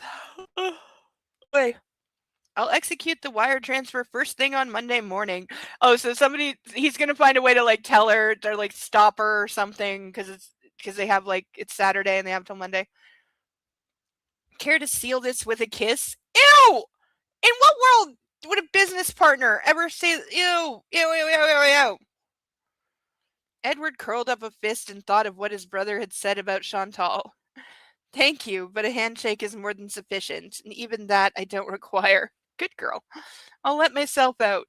A door opened and closed, and then his father came back, the heavy football striding in Edward's direction, making him wish he'd brought his own gun. Could he fire a gun? We don't know this. Lane knew where he was, however. If he didn't make it out of here alive, Lane would know. So we're thinking his father's actually going to kill him. Like, that's a whole other level.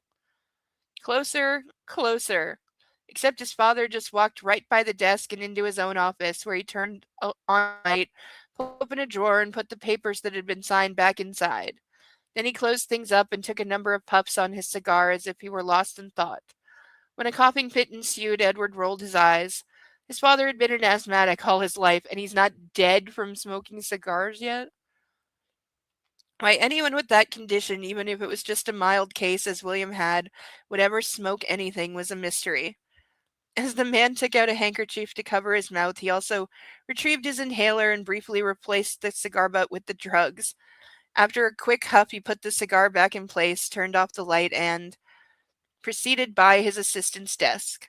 Edward didn't move, continued to hold his breath, waited for the sound of one of the French doors opening and closing. None of that came. End of chapter. I think we're having some short chapters. So he's just standing there by the desk. So are we going to get the, I know you're under there, why don't you come out? Like, it's going to happen. Ugh, like that parent radar when you walk in the room and you just know that there's a tiny child hidden somewhere in the room. Oh. I swear, if I'm getting an ear infection, I'm gonna go insane. Ugh, I've been having sinus problems for months now. I think it's like making my ear pop.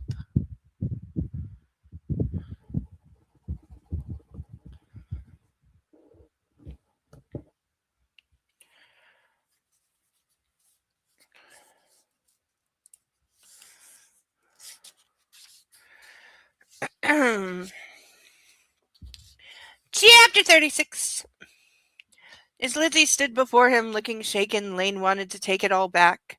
He wanted to return to the time when it was only his family's wealth and social position, along with his lying, baby-killing, adulterous soon-to-be ex-wife, who came between them.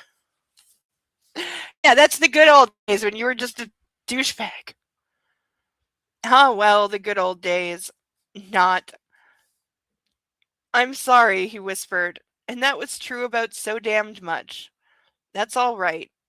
Not really.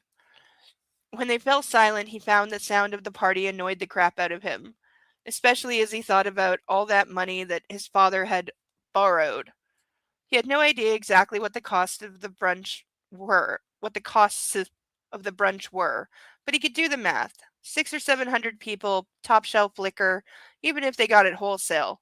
Food that was out of a Michelin 3-star restaurant, with enough parkers and waiters to take care of the entire city of Charlemont. A quarter of a million at least.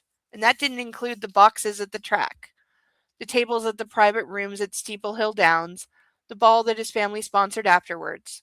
It was $1 million event that lasted less than 24 hours. Listen, you better go. He didn't want her to see Edward, mostly because he was guessing Edward wouldn't want to be seen. See, that's a fair reason. That's an actual nice reason. I'll come to your place, even if I can't spend the whole night. I'd like that. I'm worried about you. A lot going on. Person that's been back with him for a day and a half. You have no idea, he thought. He leaned in to kiss her, but she ducked away, which was probably the right thing to do. A couple of groundsmen in a golf cart were coming up the lane from the lower part of the estate, and no one needed to see that.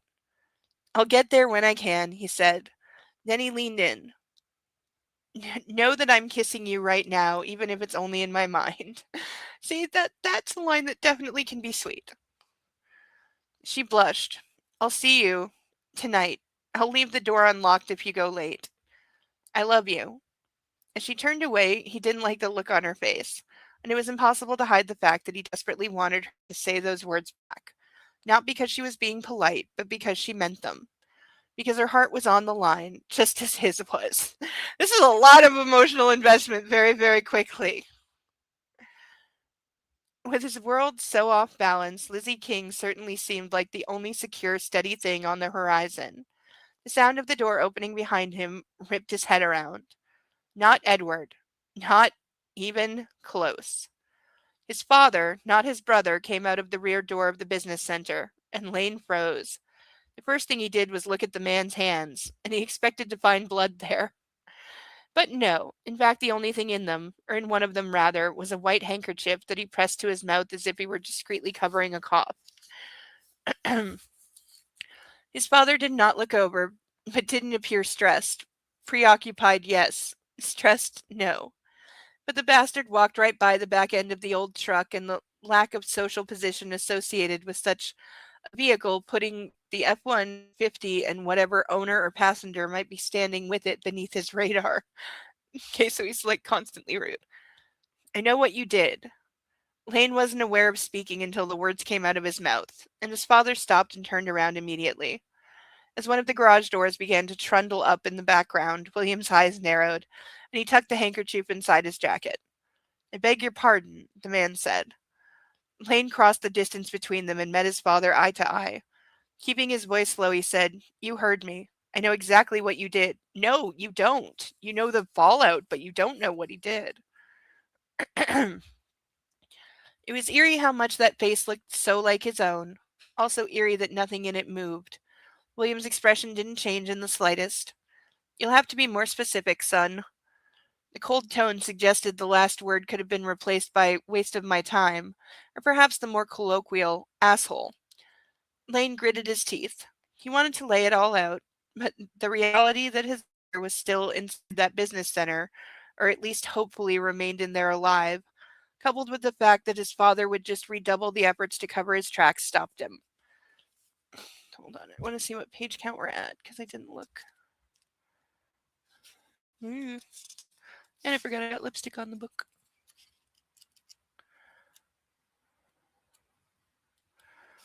Oh, come on.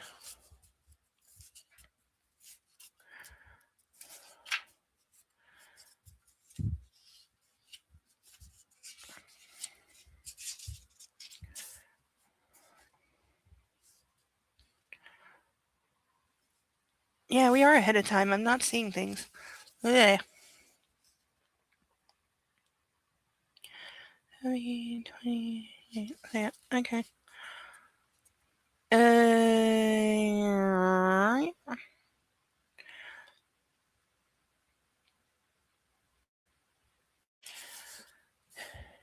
Lane gritted his teeth. He wanted to lay it out. Yeah. Chantal told me, Lane whispered. Oh, okay, so he's trying to confront him just about the "you fucked my wife" thing? William rolled his eyes. About what? Her demand that her rooms be redecorated for the third time?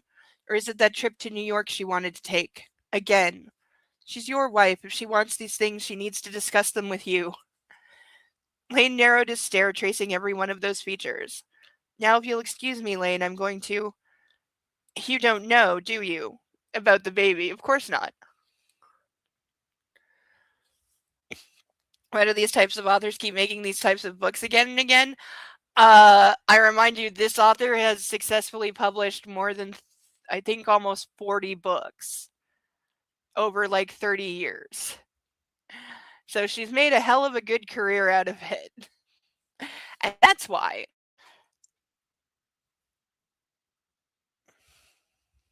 Like, one thing like romance authors are is prolific. I think after the E.L. James book, because we're gonna finish these, then we'll do the E.L. James book because it'll be out by then. Then I think we're gonna do some Amanda Quick. And I got to decide what out of that, because I own like 20 of her books. So I'm gonna pick a couple, unless something else like presents itself between now and then. But that's like in general the plan. I'm not about reading one of the Amish romance books they have, but they're so bad, and they're not. They're just like they're not even like entertaining bad. They're just bad.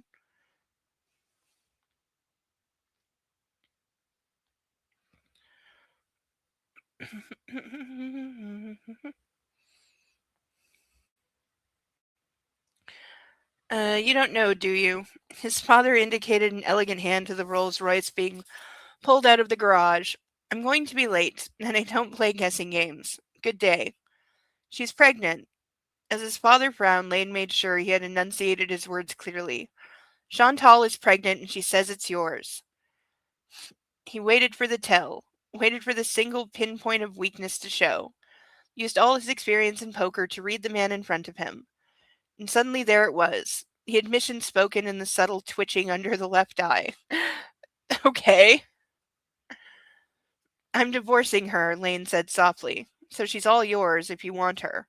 But that bastard child is not living under my mother's roof. Do you understand? You will not disrespect mother like that. I will not have it." You're talking to someone that you know is having like a 30-year affair with the now dead, possibly murdered accountant. Like, You're in a whole other territory of disrespect.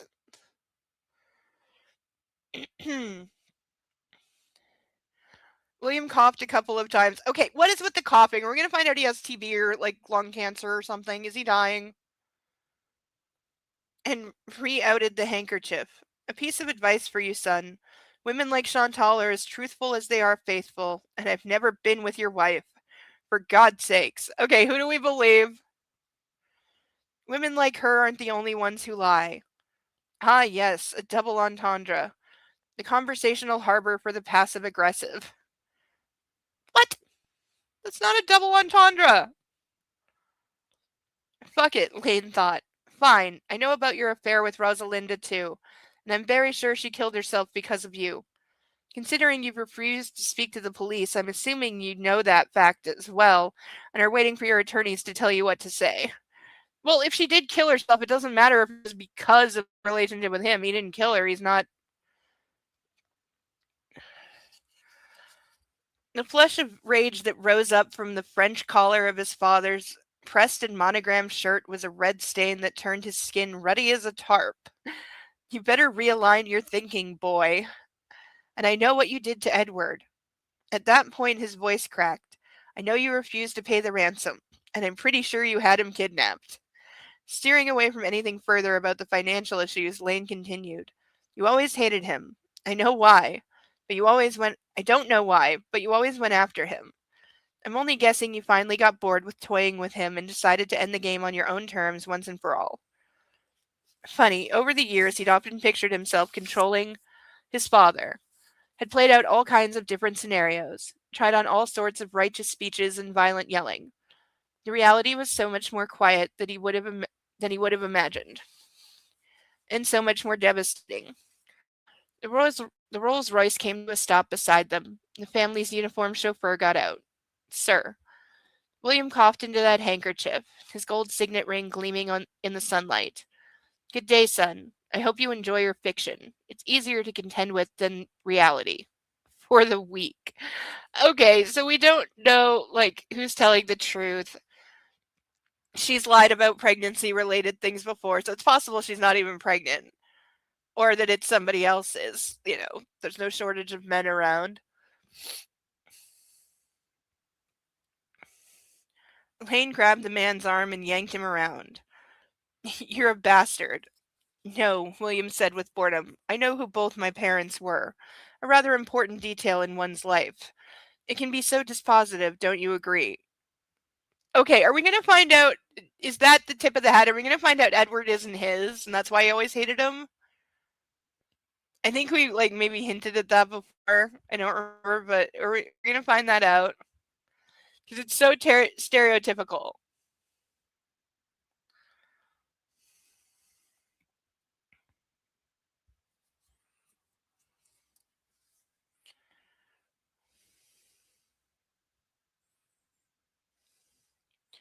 As William ripped out of the hold and walked towards the car, the chauffeur opened the suicide door to the back seat and the man slid in.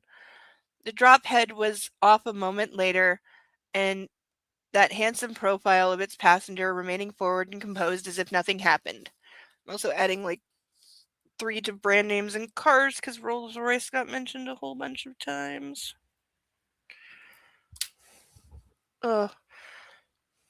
I'm definitely getting sick. I can feel it. Like, this is all like stuffy and painful right now, and it's getting worse as it's getting darker. Oh, I haven't had a sinus infection in years, but you remember.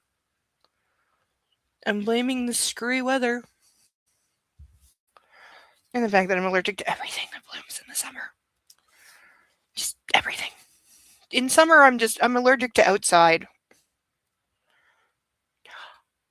Oh, you know what it motherfucking is. They cut the grass on. Fuck! How did I forget that?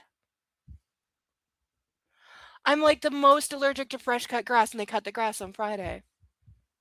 I heard it, but I was sleeping and I didn't pay attention. That's why I feel like crap. That's why I can't breathe right now. That's why there's stuff going down my throat that's making me choke on shit. Fuck! Fuck. I need my phone to like telepathically remind me, cut grass, take allergy meds, idiot. because I always have to take allergy meds for like 2 days after I'm around cut grass because it hits me so fucking hard.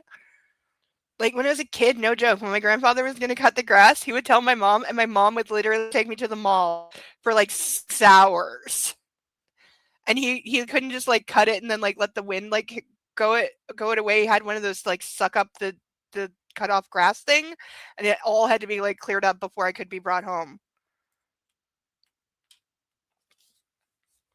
It was, like, a whole big deal because, like, being inside with the windows closed just wasn't enough. That's why, because like, I can feel everything, like, right here, and it's so painful right now. Like, ick. Ugh. That's why I wanna go sit in the shower with my steam on. I'm definitely doing that. Once we hit page count, I'm definitely doing that. We've got, like, 15-ish more pages.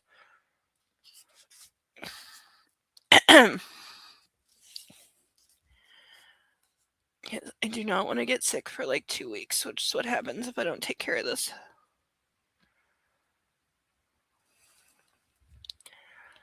Yeah.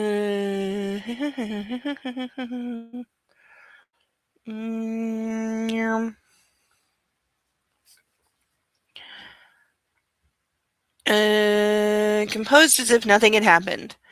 But Lane knew better. His father clearly hadn't been aware that Chantal was pregnant, and the man was very, very definitely in the running to be responsible.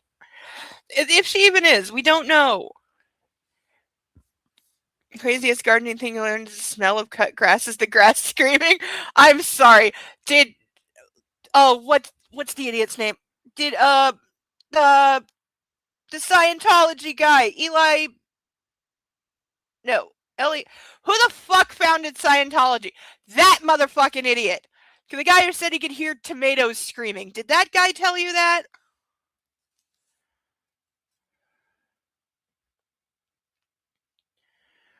L. Ron Hubbard.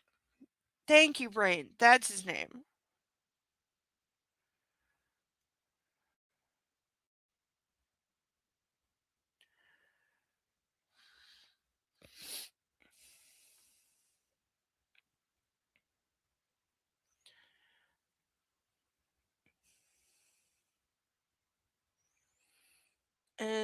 Likely in first place. Dear Lord. Lane returned to Mac's truck and resumed his casual, I'm not waiting for anything, waiting. Under more normal circumstances, he would probably have been ranting about the fact that his wife and his father had consummated some kind of relationship. But he didn't even care. Focused on that still closed door of the business center, he just prayed his brother was okay and wondered how long he needed to wait before he broke in. You don't have the code. You know, you really, when you're breaking into places with codes, the guy waiting for you to make sure you're safe should really have the code in case they need to come rescue you.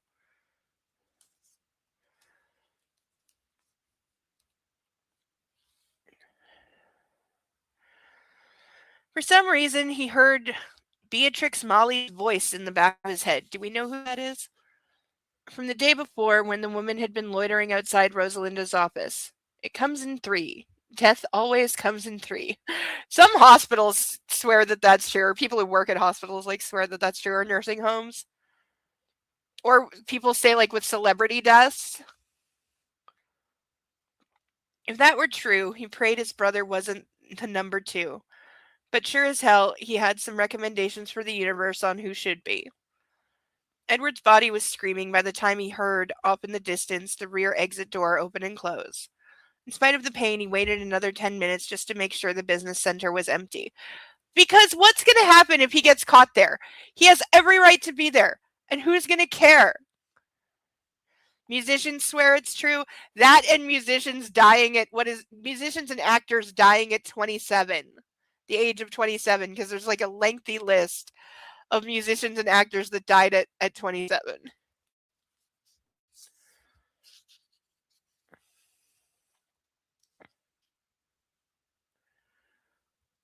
Yeah, like I know River Phoenix is on that list.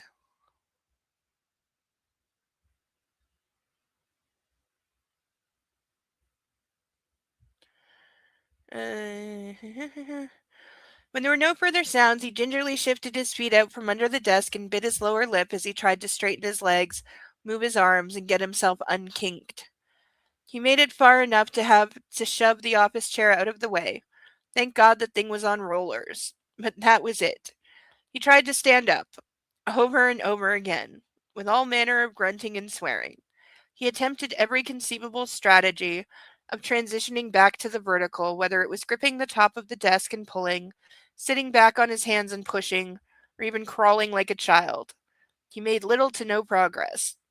It was like being stuck at the bottom of a 30-foot well. And to top it off, he had no cell phone in his pocket. Well, that's just poor planning.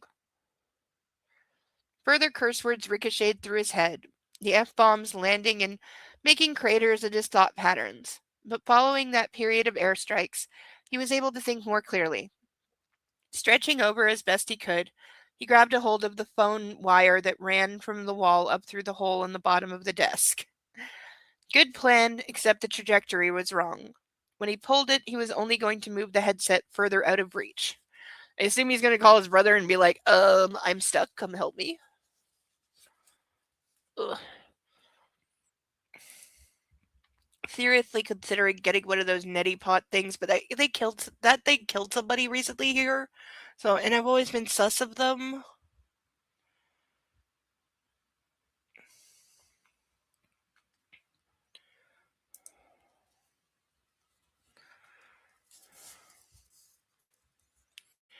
He had to call Lane, not just because he wasn't going to be able to make it to the exit. If he didn't reach his brother soon, the man was liable to get impatient, break down the damn door, and blow their cover. I don't think you're breaking down the door to this kind of place. Doors that require a code are generally, pretty substantial.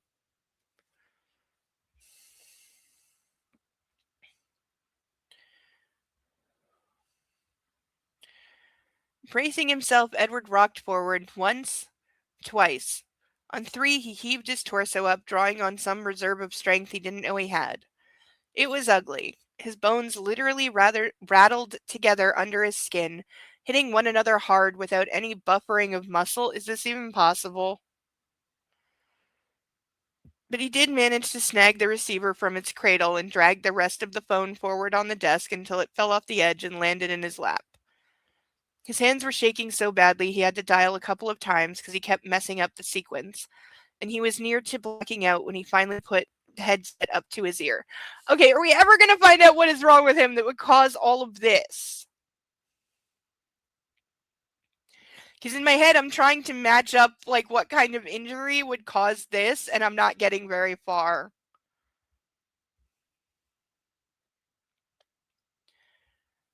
His hands were shaking. Lane answered on the first ring, bless his heart. Hello, the guy said. You need to come and get... Edward, are you okay? Where are... Shut up and listen to me. He gave his brother the code and made Lane repeat it. I'm behind the desk in Father's assistant's office. He hung up by slapping the receiver around its base until it found home. Then he closed his eyes and sagged against the drawers. Funny, he'd been laboring under the misconception that sweeping out the barn aisles regularly meant his stamina and mobility had improved. Not the case. Then again, his pretzel under the desk routine might have been a challenge for anyone. For a grown adult, yeah, there's not as much space under most desks as you think.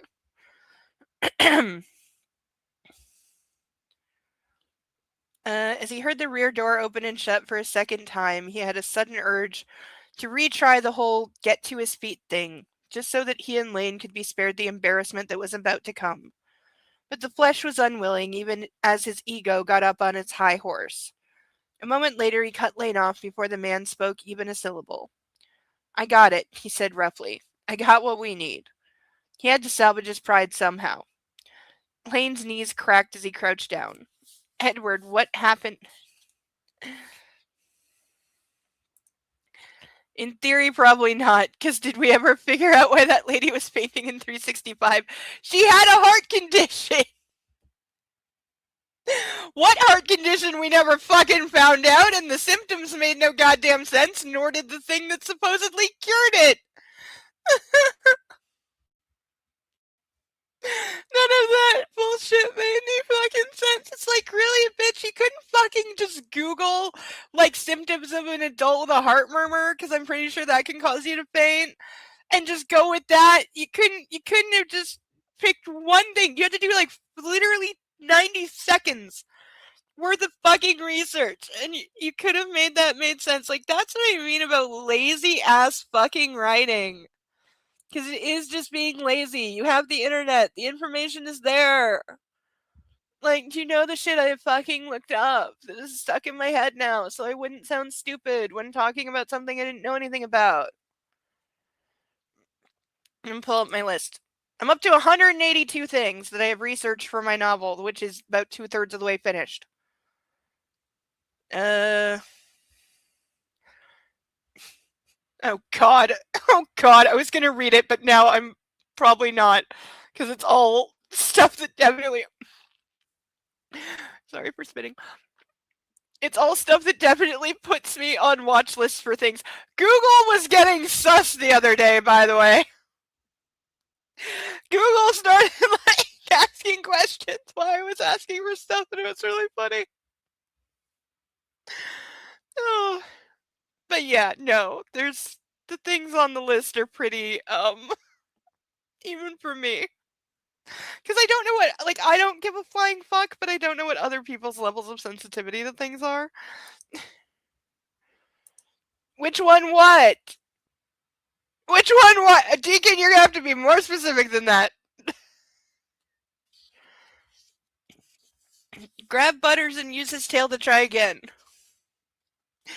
Is he okay when you touch his tail, or is he like one of those, like, I will kill you, let go of my tail? I had that when I was taking a class for criminal justice. Which disease? Yeah, we don't know. We don't know.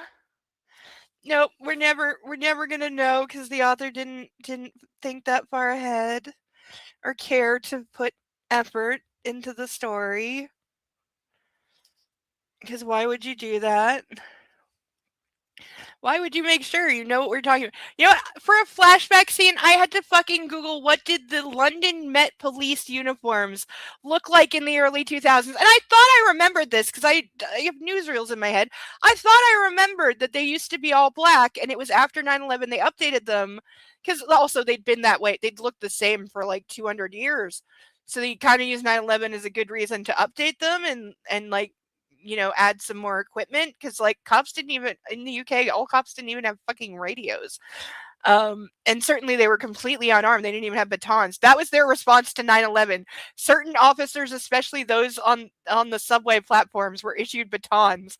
That was their initial response to 9/11, and I love how British that is. He doesn't care for the touching of the tail. Yeah, Bo's like that too. He immediately, if I touch his tail, he like turns his butt away from me and tucks the tail between his legs, like, don't touch my tail, it's my tail, don't touch my tail. Even though like any other time he's not aware that he has a tail. Because he'll be sitting next to something and his tail's like thumping off of the wall or something and he just has no clue. And I'm like, puppy, where do you think that noise is coming from? Do you know that you're the source of the noise? Probably not. I don't think he does. But I'm also like, can't you feel that? Because the tail is not hitting it gently. The tail is hitting it with a whack, whack, whack, whack. It's like, are you aware of that?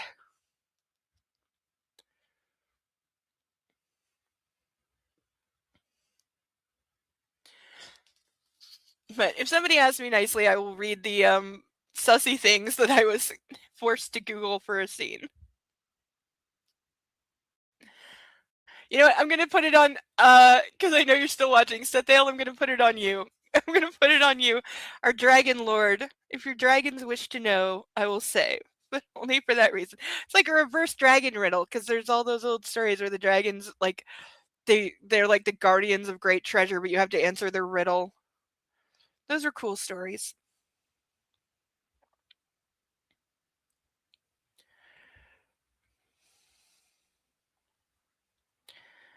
Why am I on the wrong page?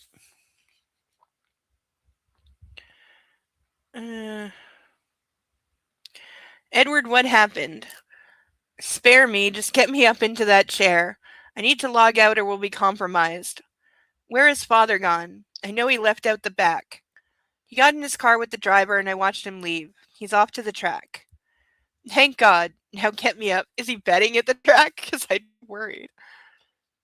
More ugliness, with Lane grabbing him under the armpits as if he were a corpse and dragging him up off the imperial purple carpet. This place must be so ugly. When he was finally seated, a sudden drop in blood pressure made him lightheaded, but he shook that off and turned to the monitor again.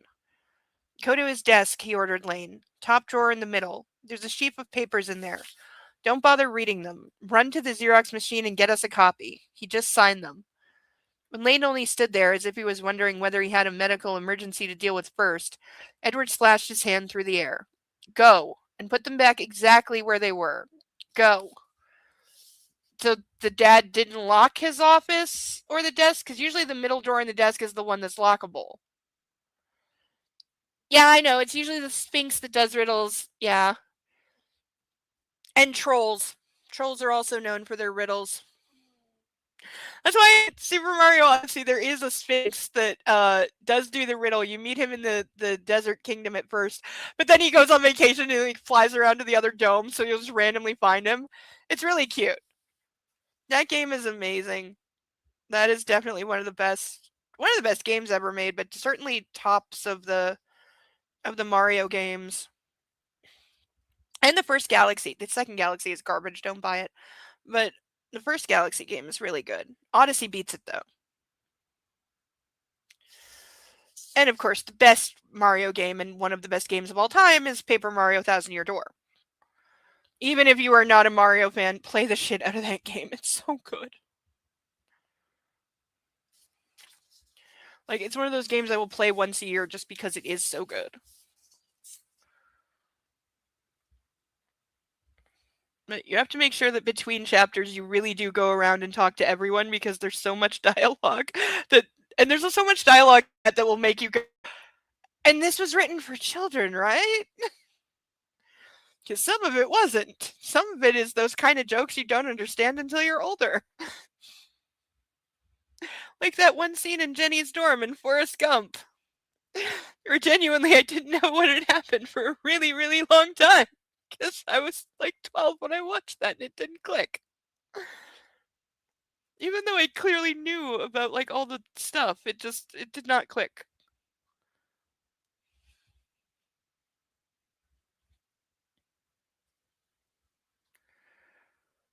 When Lane finally got his ass in gear, Edward refocused on the computer screen.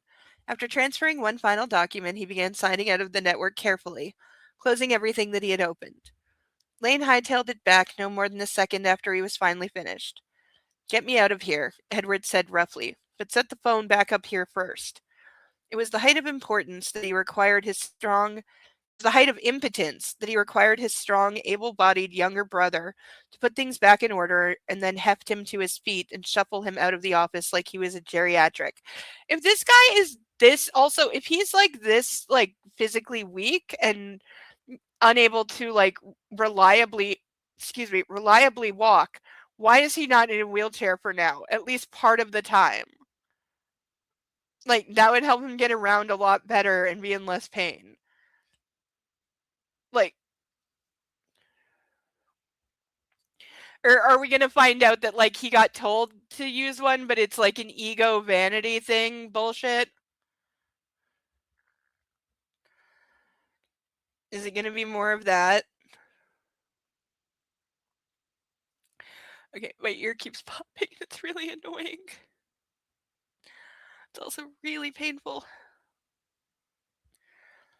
Oh, I swear to God, if I'm getting an ear infection, I'm just gonna like stab my the fucking file opener or something. Cramped, awkward position held at length. Yeah, exactly. That's gonna fuck you up. That would fuck me up. I have like mobility issues, so yeah, I couldn't do that. I'd be a wreck after 10 minutes of kneeling on a floor, hiding under a desk.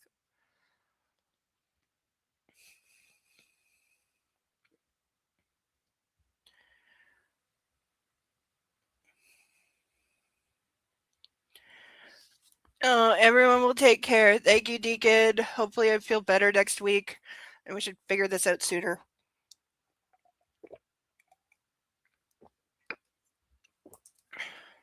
Let's sleep well. Love on the butters.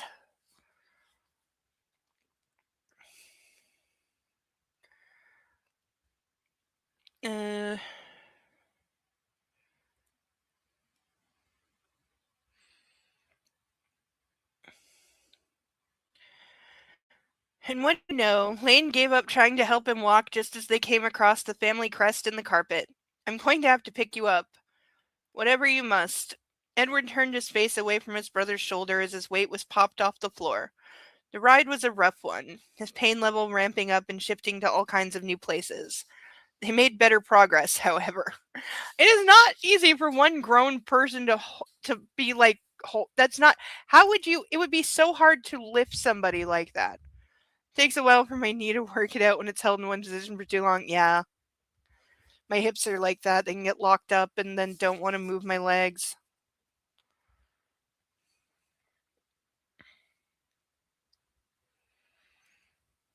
What was the paperwork for? Edward demanded as they moved fast down the hall of conference rooms and offices.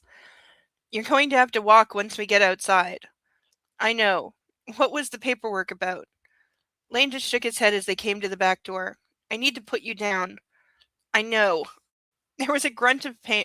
The grunt of pain was nothing he could hold in as much as he would have preferred to, and he had to wait to be sure his legs accepted his weight. His hand biting into Lane's forearm as he used his brother's steady body to help stabilize himself. You okay? Lane asked. Are you good to get over to the truck? As if he had a choice. Edward nodded and pulled the baseball hat down lower over his face. Check outside first. I'm imagining this like in a movie or TV show, how goofy and silly this would look. Lane popped the door out and leaned out. Okay, I'm taking your arm. How chivalrous. God damn him, but Edward got his legs moving forward towards that truck like the business center was on fire and that old F-150 was the only shelter he had. No matter how much it hurt, he just gritted his teeth and made it happen. When he was finally stuffed into the passenger seat with the door closed, his stomach rolled so badly, he had to close his eyes and breathe through his mouth. Lane jumped in beside him and cranked the engine. There was a grind of protest from under the hood as things were put in gear, and then when there was no forward motion, Edward glanced across. What? In slow motion, his brother's head turned towards him, a strange reserve hitting Lane's too handsome face. What's wrong? Edward demanded. Why aren't you driving us out of here? Releasing his seatbelt, Lane said, Here, read this. I'll be right back. Is he gonna go chase after Lizzie? As the documents fluttered over Edward's legs, he barked, Where the hell are you going? Lane pointed at the papers and got out. Read. Then the driver's side door was slammed in his face. Edward wanted to throw something. What in God's green earth was Lane thinking? They had just broken into their father's. For some reason, he glanced down at what was on his lap. He saw the words mortgage and instrument. What? Not what I was expecting. He muttered, gathering the pages up and putting them in order. When he was finished reading them, he closed his eyes and let his head fall back. In exchange for the good and fair consideration of 10 million US dollars to Mrs. Virginia Elizabeth Bradford Baldwin. Wait. Wait, this is broken up. In exchange for the fair and consideration of 10 million US dollars to Mrs. Virginia Elizabeth Bradford Baldwin, Sutton Smythe has an income stream of $60,000 a month until the full sum is repaid to her. So it's just a personal loan, but it's in the wife's name? Is that supposed to be like a lifeboat for the wife? So wait, it's saying that. So he's borrowing $10 million personally from Sutton Smythe, and it's supposed to be repaid at $60,000 a month. But the kicker, of course, was the default clause. If the monthly interest wasn't paid on time, Sutton could foreclose on the entire Easterly estate. See, now that's just too much. Because an estate like that's going to be worth way, way more than $10 million. Like an estate like that's going to be worth like $110 million at least. Like hell, it's got an entire business center. It's got a huge like 200-year-old mansion. It has horse stables and a track. Like it's massive.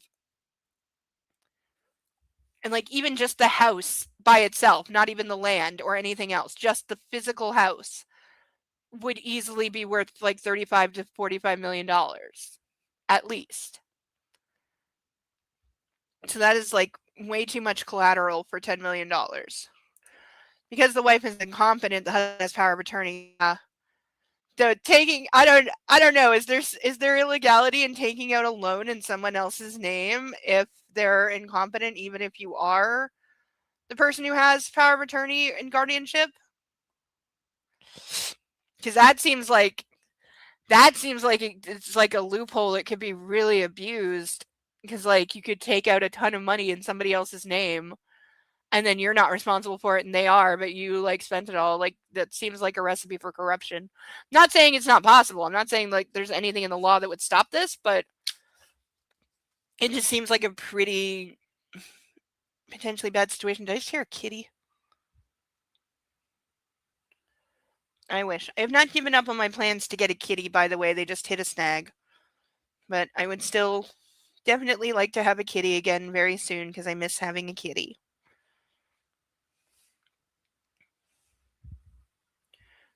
Oh, that also reminds me that still have not received a litter box that never came from Walmart. That's still ongoing. I still do not have my money back and it never arrived. Though on their fucking website, it's still, the tracking's still listed as being in transit. And I'm like, it's been like 4 months. Give me my damn money back already. I'm still arguing with them. They're bastards. And for like a fucking Walmart that's like a $500 billion corporation, for them to be such petty ass little bitches over like a refund for something that never arrived, it's really disgusting.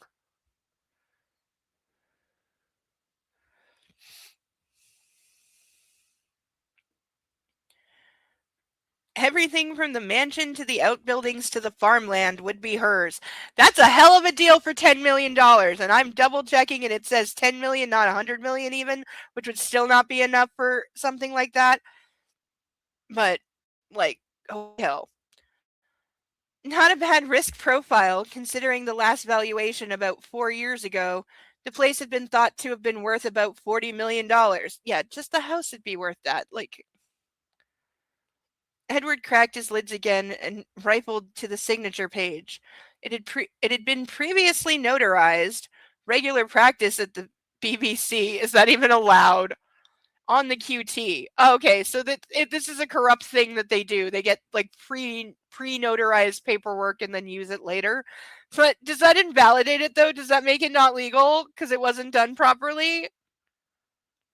And William Baldwin had signed on the line that was marked Virginia Elizabeth Bradford Baldwin with his own John Hancock in 3 letters. POA, power of attorney. Sarah, you called it.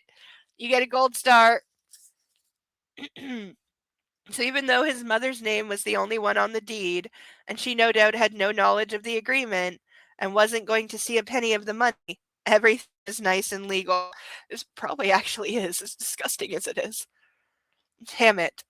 When the door on his side of the truck opened, he cursed and shot a glare at Lane. Except his brother wasn't the only one who'd done the duty with the handle. What? No, Lane was standing off to the side under a magnolia tree. Miss Aurora had lost weight. Wait, did I miss a page? I did not miss a page. Miss Aurora had lost weight, Edward thought numbly. Her face was the same, but far leaner than he remembered. Then again, that was true for the both of them. He couldn't meet those eyes of hers. Just couldn't. He did look at her hands, though, her beautiful dark hands which trembled as they reached for his face. Closing his lids, his heart thundered as the contact was made, and he prepared himself for her to make some comment about how horrible he looked, or even say something in the tone of voice that told him exactly how mortified she was at what he had become. Okay, seriously, this is being played up so bad. Is he gonna die in these books? Because everyone's talking like he's in the middle of dying from radiation poisoning.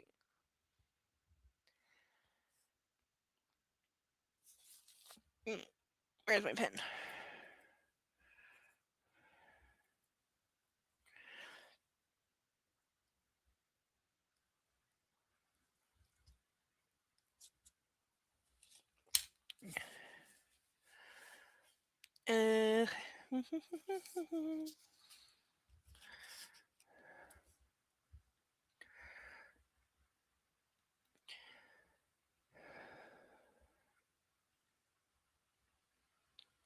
She even took off the baseball cap.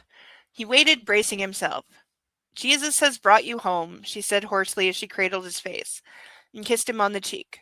Precious boy, he's returned you to us. Okay, how long was he gone and how long has he been back? Because, like, I thought he'd been back for like a year, but other people are acting like it was last week. And we know he was in the hospital for months, they said. So did he just go directly to the horse farm and, like, not let literally anyone see him and nobody went to visit him? Or, like, I don't, it just seems weird that none of these, there's still people who haven't seen him since he got home, when I thought it was like several years ago that happened. Well, maybe not like several, but like 2, 3. Edward couldn't breathe. Precious boy. That was what she'd always called him when he was little. Precious boy. Lane was her favorite, always had been. And Max she had tolerated because she'd had to. But Miss Aurora had called him, Edward, precious. Are we ever going to meet Max? Is Max dead? Do we know?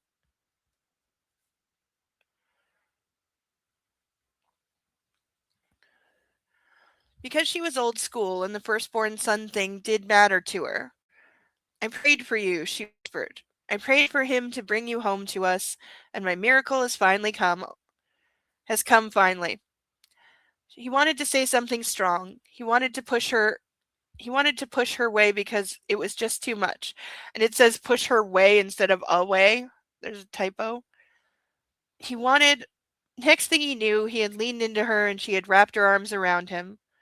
Much later, when everything had changed and he was living a life he couldn't have imagined on any level, he would come to recognize that this moment, with his head in Miss Aurora's hands, and with her heart under his ear, with her familiar voice soothing him and his brother watching from a discreet distance, was when he began to truly heal. For a brief instant, a split second, a single breath, his pilot light flickered on. The spark didn't last long. The flare died when she finally stepped back a little. Okay, so we know he's not going to die. But the ignition did, in fact, occur, and that changed everything. I prayed every night for you. This is how he's going to become religious. Because maybe he doesn't end up with the rich girl. Maybe he ends up with the showed up demanding a job farm girl who's religious and doesn't drink and blah blah blah. This is him because she's talking about God, etc. And the spark is gonna be Jesus. Why does everybody have to be religious? Shut up. I hate it.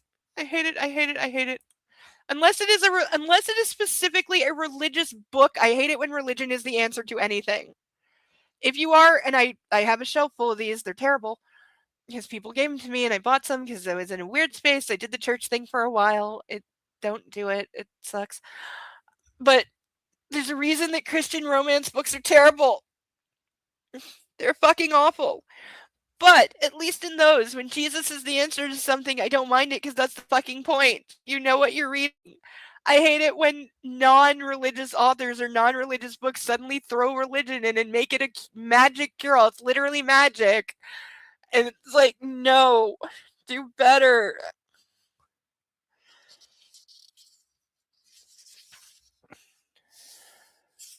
I mean, I'm not saying the church doesn't treat Jesus like magic because they motherfucking do. That's how they sell it. But, like, I've had people in churches, like, say such ridiculous fucking shit. Like, oh, if you just believe Jesus can do this and this, and it's like things that are scientifically impossible. And I get there are people that delusional, but I'm not one of them. Like, if you've ever seen, and this is, like, Chris Angel is known to be kind of a douchebag, but he did in the early days do some actual good of, like, debunking some things. He did a piece on psychic surgery that I actually found really fascinating, and I gave him credit for, like, publicly saying, like, this is bullshit. Let me show you how it's done because it's nothing but a magic trick. Don't believe people that are asking, for 10 grand, I can remove your cancer with psychic surgery. Don't fall for it. So I give him credit for, like, because he was offended that people, like, use his craft, his, like, trait of magic to rip people off and like, the con artist crap. So I gave him credit for saying something about it. I think he still has like a show in Las Vegas. I don't think he has the TV show anymore, but I think he's still got the Vegas residency going on.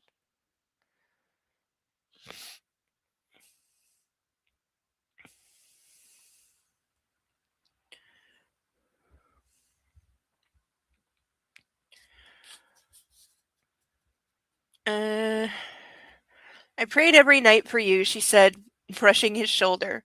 I prayed and I asked for you to be saved. I don't believe in God, Miss Aurora.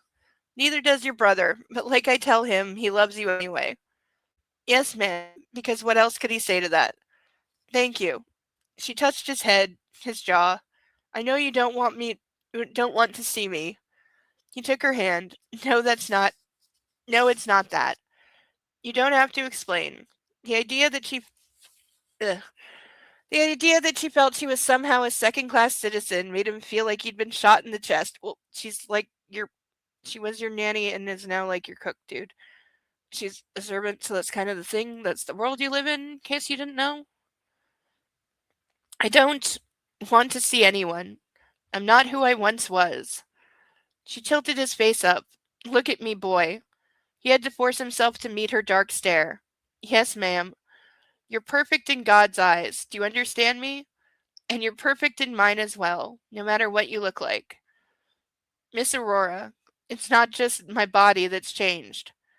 That's in your hands, boy. You can choose to sink or swim based on what happened. Are you going to drown? Pretty stupid now that you're back on dry land. Oh, yeah, because if you just pray hard enough, whatever's wrong with his legs will magically be cured. I hate this shit.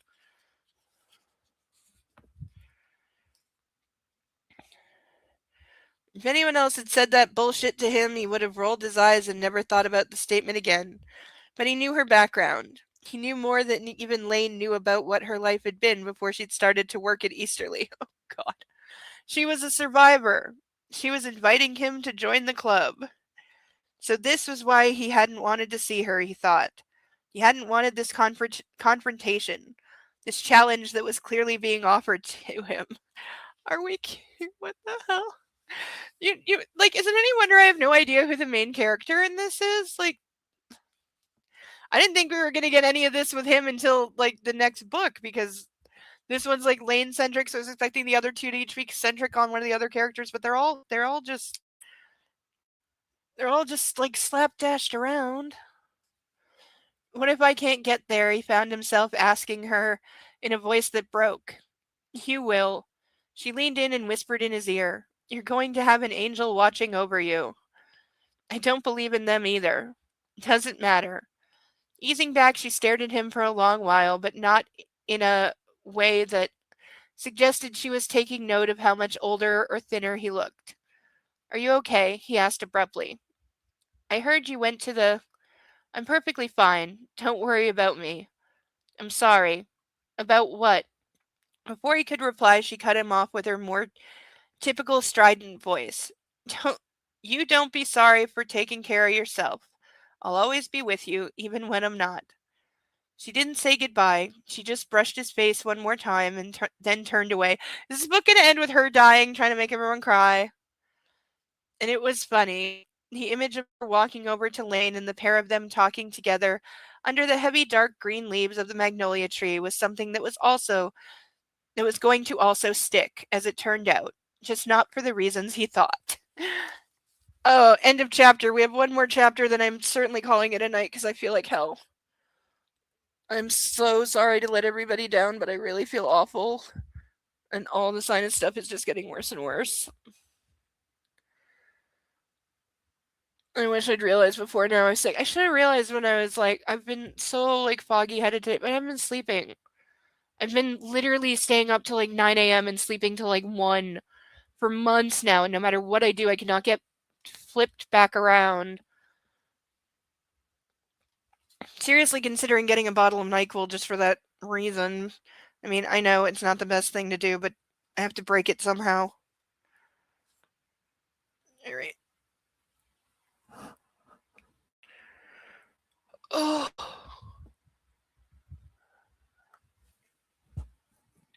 also get my worst insomnia in the summer, so it's like not a good time either way, but I need to write it in. At least be awake for part of the day that matters because, the whole finding a job thing. Though I did get a couple good resumes out this week. I'm really hoping. One that I sent out last week, I'm hoping I hear about this week because they'd said on it, I'm grateful that when places do this, they said it would be like a 2 to 3 week response time before I would hear anything.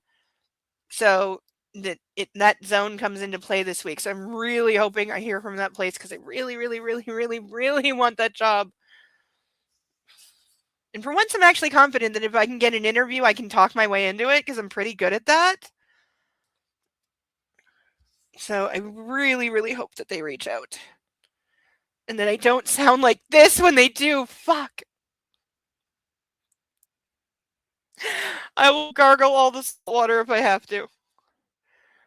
Chapter 37. The rain that was not forecasted started just after 5 p.m. As Lizzie folded up the last of the tables under the tent, she smelled the change in the air and looked out to the ivy on the brick walls of the garden. Sure enough, the trefoil leaves were dancing, their faces shining up to the gray sky. It wasn't supposed to rain, she muttered to no one in particular. You know what they say about the weather around here, one of the waiters retorted. Yeah, she knew. Where was Lane, she wondered. She hadn't heard anything from him since she'd seated by the truck, and that had been 6 hours ago. Really? That was what the hell? How did 6 hours go by? Mr. Harris came up to her. You'll tell them that it's all to go into the staging area? Yes, she said. That's where the rentals always go afterwards. And before you ask, yes, the silverware and glassware too. As the man lingered next to her, she was tempted to tell him to grab hold of the table and help her hump it across the event deck, but it was pretty clear he wasn't a hands-dirty sort of fellow. What's the matter? She asked, frowning. The police have arrived again. They're trying to be respectful of our event, but they wish to interview me and you. Well, yeah, there's potentially a murderer. Lizzie lowered her voice. Do you want me to take care of things out here? I'm afraid they're not going to let this be. I'll make sure it's done right. The butler cleared his throat, and then, God love him, he gave her a bit of a bow. It would be most appreciated, thank you. I shan't be long. She nodded and watched him go, and then she got back to work. Shirking the table off the deck, she strode across the now cavernous interior and proceeded out into the open air where a sprinkling of that rain dusted her head and shoulders. The staging tent was way off by the opposite side of the house, and Greta's German accent emanated from it as two streams of servers, one filing in with party debris, the other emerging with empty hands, moved with speed. Lizzie waited along with the rest of them, inching her way closer and closer to the drop-off. The larger of the two tents would be taken down in about 20 minutes, and the sweep-up crew was already working on the floor, picking up crumpled napkins, errant forks, and glasses.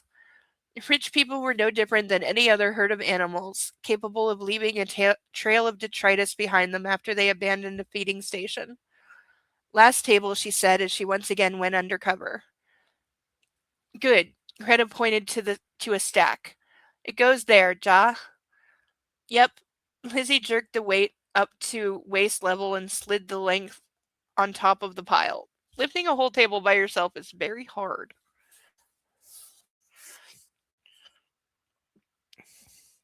Mr. Harris has to take care of some business, so I'll be manning cleanup.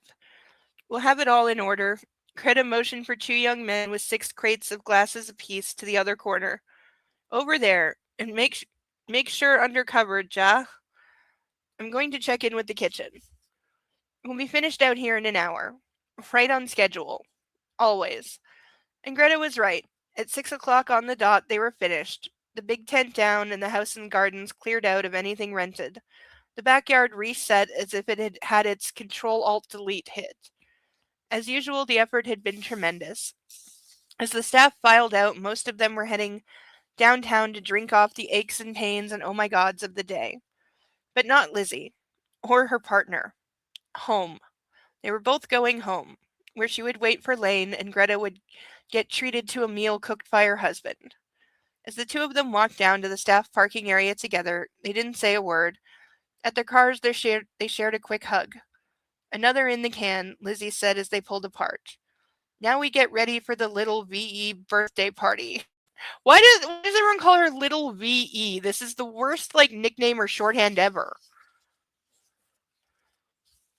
Why is she not called Vicky or something? What? Or Lizzie if the middle name is so important. Lizzie or Beth or something. I mean, we have another character called Lizzie, so that's probably why, but go with the first name. What? Oh, or is that now I'm wondering, is little VE, is that the daughter? Is that Jin's daughter? Because have we been told her name? I don't know if we've been told her name, because then the little would make sense if she was named after the mother or something. She's junior. I don't know. I'm confused by this nickname. Or Jin's wedding reception, Lizzie thought. At least it wasn't going to be Lane's wedding anniversary. I'll see you tomorrow, she said. Sunday? No, Greta laughed. Not a soul will be stirring. Not a martini nor a mouse. Right. Sorry, my brain is fried. See you Monday. You all right to drive home? Yep. After a wave, Lizzie got in her Yaris. Brand name. Pen.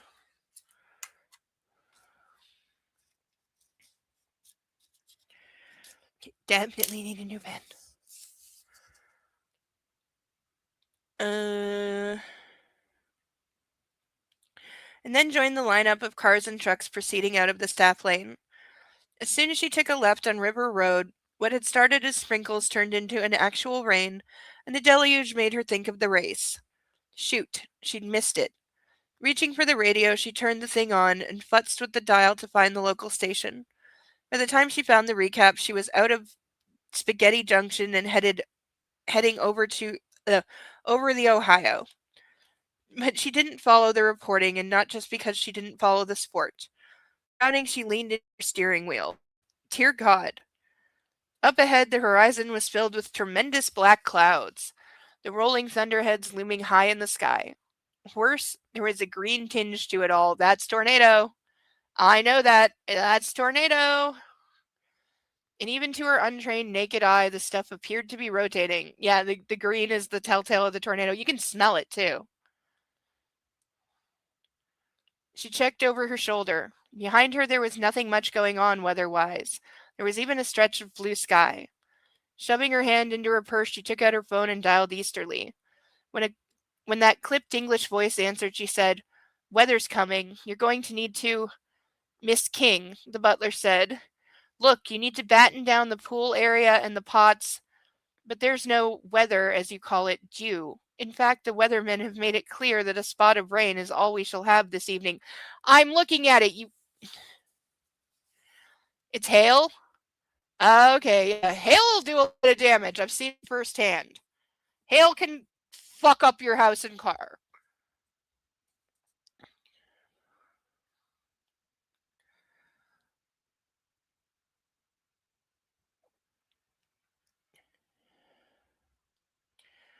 As a flash of lightning licked its way across the underside of that cloud front, she thought, well, at least she'd gotten along with the man for almost an hour. Screw the Weather Channel, I'm telling you what I'm looking at right now. There is a storm bigger than downtown Charlemont heading across the river, and Easterly's Hill is the first thing it's going to run into. Crap, had she remembered to shut her windows at her farm? I was unaware of your skills as a meteorologist, Mr. Harris said dryly. Isn't he supposed to be talking to the cops right now? You are a dick, sir. Fine, but then you can explain the following after it goes through. 1. Why the awning by the pool blew off. 2. Why the 4 porch pots on the west side of the terrace have fallen over and need to be replanted. 3. Where the lawn furniture ended up, because unless you make sure it's in the pool house, it's going to drag through the flower beds. Which brings me to number 4. Namely, when the ivy, tea roses, and hydrangea will be fixed. Oh, and then you can follow all that up with writing the family a $7,000 check to cover the new plant material that will be required. Tick tock, tick tock. What was the second issue, he said. Tally ho, big guy. Who talks like this? Nobody talks like this.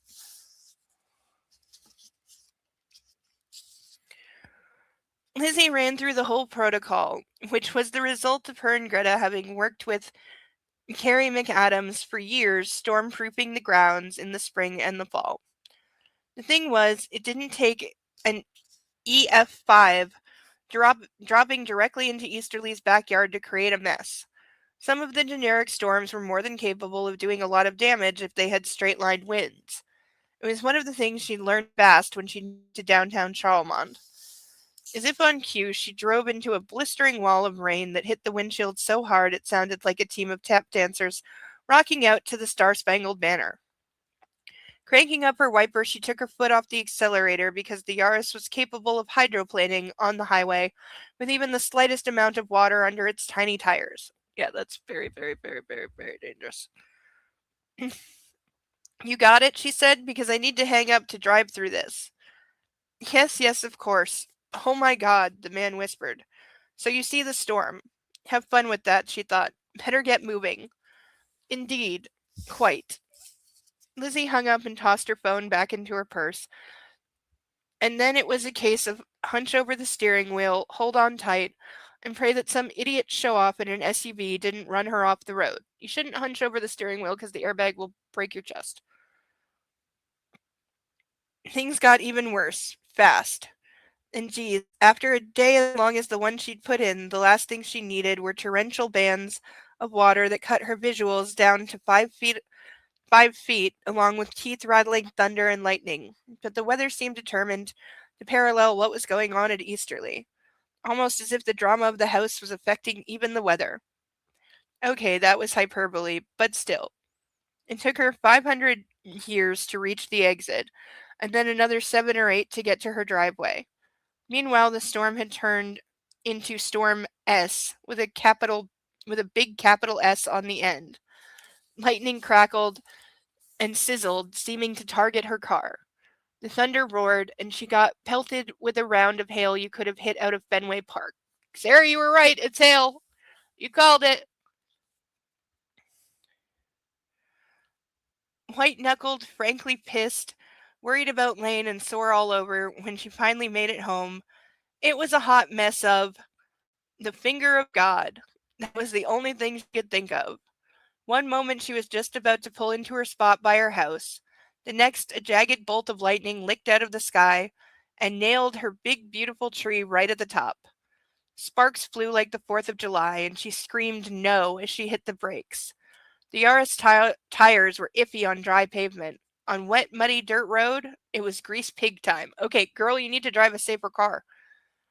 And that was how she learned Lane was already at her house, because she plowed right into the back of his Porsche. Okay.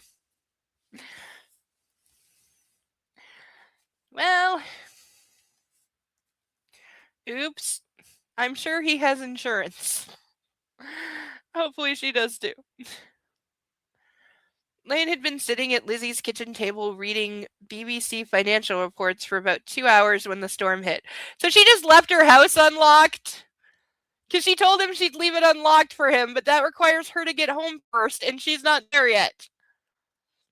So did she just leave it unlocked, or did he break in? Ugh, I cannot breathe for shit. We're almost at the end of this chapter, and I am so sorry, but I have to call it an early night because I cannot breathe. And I'm slowly dying.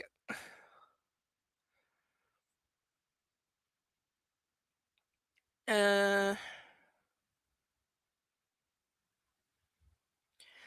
the first wave of rain and noise and flashing rumbled through the house, he didn't bother to look up from her laptop, even as the old-fashioned glass in the windows rattled and roof beams creaked. The volumes and volumes of data were overwhelming, and he was panicked that he only understood a fraction of it all. Then again, it had been pretty damn naive of him to think he could get a handle on his father's dealings with any kind of word I don't know. Alacrity? Alacrity.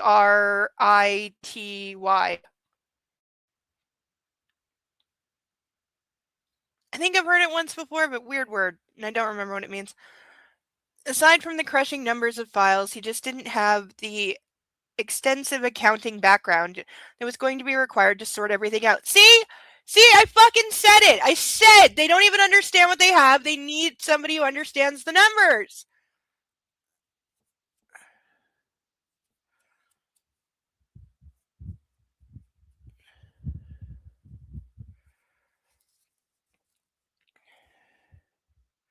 Thank God Edward had been prepared for something like this, setting up those shadow accounts and passcodes and emails. Without all that, it would have been impossible to export the information without triggering some kind of internal alert. Maybe that would still happen, though. He didn't know how much time they had before their father tweaked to the fact that there had been a major leak. To who?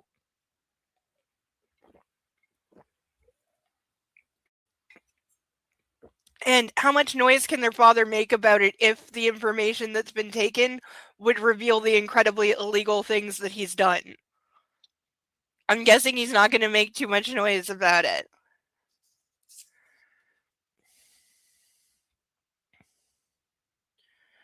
Taking a break, he sat back and rubbed his eyes.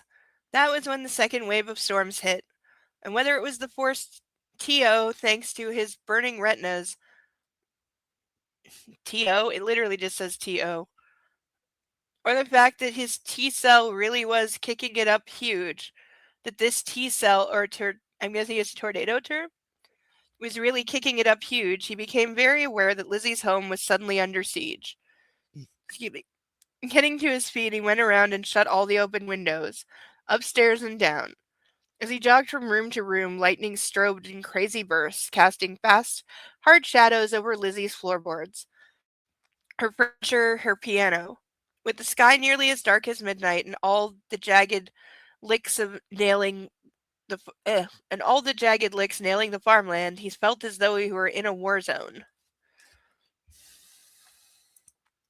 Alacrity is a noun that means cheerful, brisk, and eager willingness to do something. It pairs a high level of physical quickness or swiftness with a positive, enthusiastic attitude. Nice. That sounds like a good word.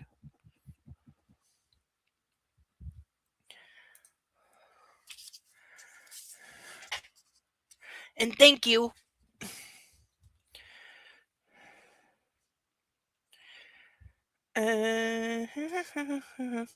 He'd forgotten how rough these eastward moving spring storms could be.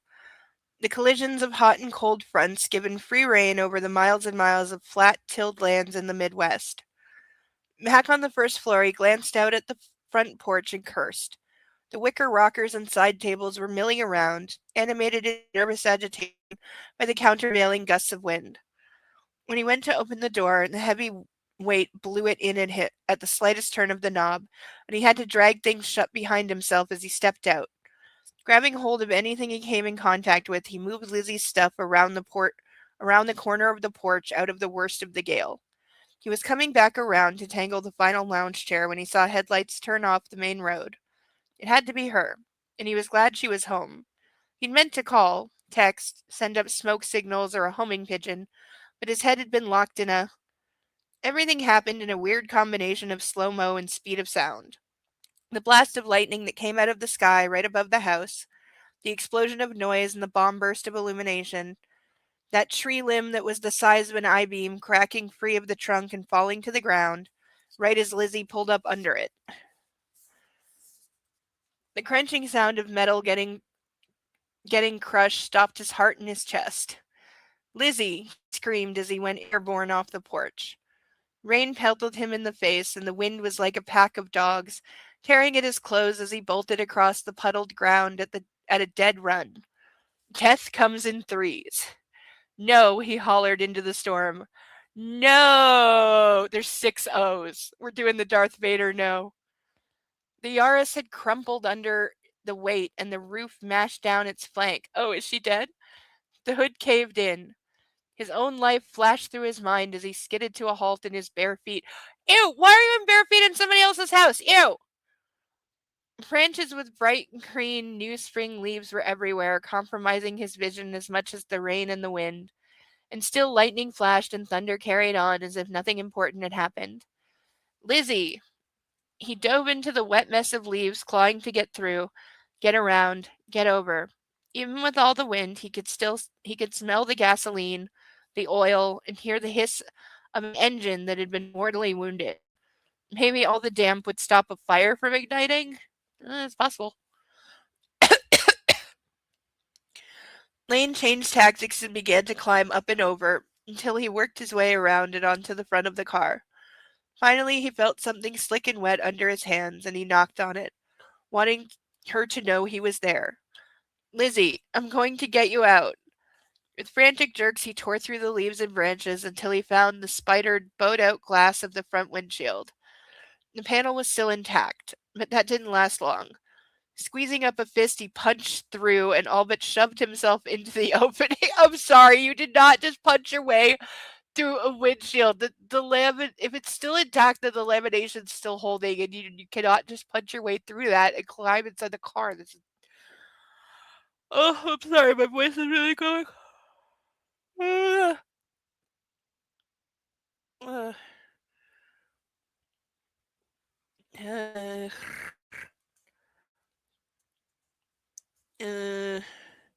Lizzie was laying sideways, her head in the passenger seat, her arms flopping around as if she were trying to orient herself. Both airbags had blown, and the chalky dryness in the air was at odds with the storm's tremendous humidity. Do not breathe that shit in. Lizzie. At least she was moving. You know, they say the dust is just to keep the airbag from, like, peeling your face off. If the roof is collapsed, the windshield's likely compromised. Yeah. It sounds like her car is, like, just completely wrecked. Shit. There was no way he could get any of the doors open. He was going to have to pull her out. Reaching forward, he touched her face. Lizzie. Her eyes were fluttering. There was blood on her forehead. Lane? I got you. I'm going to get you out. Are you hurt? Your neck? Your back? Well, she's bleeding from her head. And in this weather, there's no getting an ambulance out here. He's gonna like take care of her and then they're gonna have sex. That's gonna be the next chapter. She's gonna be magically fine. I'm sorry I hit your car. He closed his eyes for a split second and said a prayer. Then he snapped back into action. I'm going to have to drag you out. Fighting his way further into the interior, he somehow managed to reach the seatbelt release, and then he grabbed a hold of her upper arms and stopped. Lizzie, listen to me. Are you sure you're not hurt? Can you move your arms and legs? When she didn't reply, he felt a fresh surge of alarm. Lizzie! Lizzie! And that's where it ends. That's the end of the chapter. That's the end of tonight. I'm sorry, but I feel like hell. I can't breathe. My face is killing me. My head's killing me. My ear keeps popping painfully, and I cannot go on for another hour. I'm sorry. I'm sorry for letting everybody down. I'm sorry I'm sick. I'm sorry I didn't realize how sick I was before starting, because I really did. I should have realized. I was like showing signs all day, but I'm so used to feeling like crap these days because I'm not sleeping and other things. I didn't realize that I was feeling like extra crappy, and I should have realized that I didn't, and I'm sorry. So please yell at me in the comments for being inadequate. But we'll be back next week. Hopefully I will not feel like crap. Or if I am, I'll be prepared for it. See, it's not even fully dark out now. No, it's not even fully dark out right now. This is crazy. This is what the weather does. Thank you, Sarah. You're a sweetheart. Thank you so much. That helps. But sorry for the short week, everyone, but please take care of yourself. Thank you all for being here. I hope everyone had a wonderful 4th of July weekend. It was fun. I hope you had lots of barbecue and fireworks and did lots of cool stuff. But I will see everyone next week in much better shape, I promise. And we will continue on with our wonderful tale. Is Lizzie going to die? I don't think she's going to die. I think he's going to take care of her and they're going to have a lot of sex. That's what I think is about to happen. Other than that, I don't know, because things have stopped making sense, so I don't know. But I will see everyone next week. I've been Insane Lane. This has been Tea and Rose's Book Club. Take care of yourself, and as always, love on a fur baby. Until next week, bye.